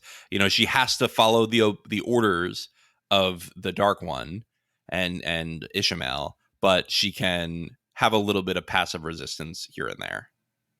Right. Exactly. Yeah, I'm worried about her still though. Her son is back on the cast list for the final episode. Yeah, or Yeah. I'm afraid there's going to be a sad end to her story, which is a mark of good writing. The fact that I'm worried about a secondary villain, something happening to her. Yeah, she deserves pretty much everything that happens to her, but yeah, they did a good job humanizing her as much as possible. Yeah, yeah. So what are you most hoping to see in the weeks ahead? We've got 3 episodes left. Flicker. I Yeah. really want the flicker scenes. I want to see Egwene leash the Suldam, just like Mhm. in the book. I want to see Rand earn his Heron Mark blade, Right. and Okay. I want the battle in the sky to not look stupid. Those are my 4 big ones. How about you? Yeah. Yeah, I mean, I guess I want Flicker. I'm surprisingly invested in the Dice Daimar storyline. I don't know why. Okay. I'm really looking forward to seeing how that plays out. Which is definitely not the case in the books. Um, I guess, yeah, the Egwene storyline is really tough for me because it's one of my favorite characters, but this is the moment where she, it becomes what she starts to become what she Mm-hmm. ultimately becomes. She's breaking out of her cocoon after this because Yeah. now she kind of gets fast tracked into being powerful And in I think ways. she kind of it becomes more okay with breaking rules because she's like, well, I followed the rules and I Right, did everything right, and I got turned into a slave. right, And I think this is a big formative moment for her, right. is getting caught, Absolutely. making Yeah, sure that she'll never be put in a situation like this again. yeah. The actress who plays her someone shared a Twitter post that she did back when they were filming, and it was a picture of a Barbie doll with makeup smeared all down her face, and she was like Egwene in season 2. Yeah, yeah. Not great. Not great. Mm, She's already had a couple devastating scenes, thinking her friend's dead and thinking Rand's dead, and yeah, that's everybody's true. fake dead around her. That's true. Yeah. Um, Yeah, I'm excited to see this final battle because I've heard from a production standpoint, I've heard that like they use 6 different cameras and yeah, there's going to be just all sorts of crazy stuff going on. We know we're getting the Heroes of the Horn. We know we're getting the battle in the sky. That's a lot to pull off. So I am waiting with bated breath. I hope that they nail Arthur Hawkwing, because there's this kind of jolly, cheerful warrior that he is I always picture him as in the book, like, ha ha, we need the banner now, my good sir, and I just want that tone to translate. Yeah. Oh, fingers crossed. Yeah. And yeah. Oh, and the other thing I'm looking forward to is Haley Mills is going to show up in episode 7. So I can't wait to see who she's playing. Okay. Yeah, I'm curious. I'm hoping Amis, because they're getting into the dream stuff now, or another wise one. But I don't know. That's just my personal hope. Yeah, you have her saying to Egwene, "Get the hell out of this place. Come on." Yeah. Yeah. I think that'd be great. Yeah. I think they'll probably start teasing some other characters at the end. I think it would be great to have Mo Gideon show up in somebody's dream, or show up to talk to Lanfear or something at the end, or even start to recruit Leandrin. I think that would be a good way to introduce her. Leandrin gets cast out of the tower. Mo Gideon says, "All right, kid, come with me." Yeah. Yeah, I'm curious because they've done some significant name drops where, I mean, now we've only heard Moghedien once, but we've heard others like Taim and Cadswain twice. So I'm wondering, like, how many name drops until we get a face drop? Good question. Good question. Yeah, I hope that we see more faces this season, but I think probably season 3 will be the introduction of a lot more big characters, because we've got, book 4 as season 3, supposedly. Yeah. There's an actress who, what's her name? Lana Costa or something. She is apparently cast for this season, but we don't know for what role yet. Oh, no, they wrote her down as Magdalena. So Okay. I'm wondering if she could be Mogedi. And a lot of people are hoping that because she's got this like natural little smirk that's just kind of perfect. Who is this again? Say the name again. What's her name's Lana Costa or something Costa? Okay, interesting. I'm looking her up. I could see this as a Mogideon. That seems good. Yeah. Mogideon, of course, has to nail the whole, like really scary when she's in control and really frightened the minute she's not. Right. That balance has got to be there. That was such a cool part of her character, is just how she will just slither away the minute that she's not winning. Yeah. No, like she's a self-preservationist. Mm-hmm. She's very good at it.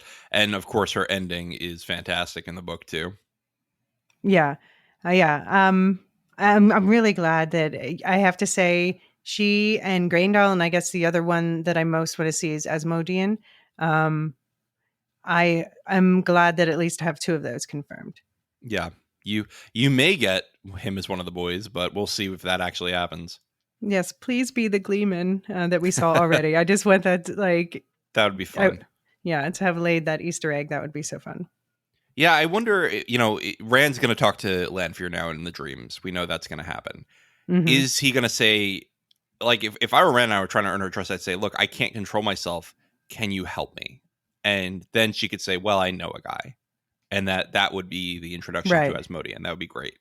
Right. Yeah. I mean, I wonder that, or I wonder if they were going to have like her be the one to teach him things, which would piss a lot of people off because she's a woman. Right. I mean, not because. No, not right. Yes. Yeah. Because women can't see men channeling, and it's a different vibe. Yeah. Right. Which may be why they need like the 1-2 with Logain. Yeah. But yeah, I wonder if that's actually going to come back now. Yeah. But I'm, especially now that it seems like we're not getting Semiraj, if we're also not getting Asmodean, I don't know. I would be surprised if we didn't get him. Yeah. Yeah. Well, all right. I think that's plenty of thoughts for this segment of the White Tower. I'm really excited for episode 6, and I'm sure you are too, because we are both very into the series now. Yes. Yes, this season's been great. Now we're and I heard from the Sarah Nakamura, the person who's like the Lorehound master on set. She said her favorite episodes were 3, 6, 7, and 8.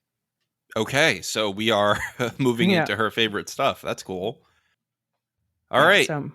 Elysia Sedai, thank you very much for joining me at the White Tower this segment. We will see everyone on the next episode. The Lorehounds podcast is produced and published by the Lorehounds. You can send questions, feedback, and voicemails at thelorehounds.com/contact. Get early and ad-free access to all our episodes at patreon.com/thelorehounds. Any opinions stated are ours personally and do not reflect the opinion of or belong to any employers or other entities.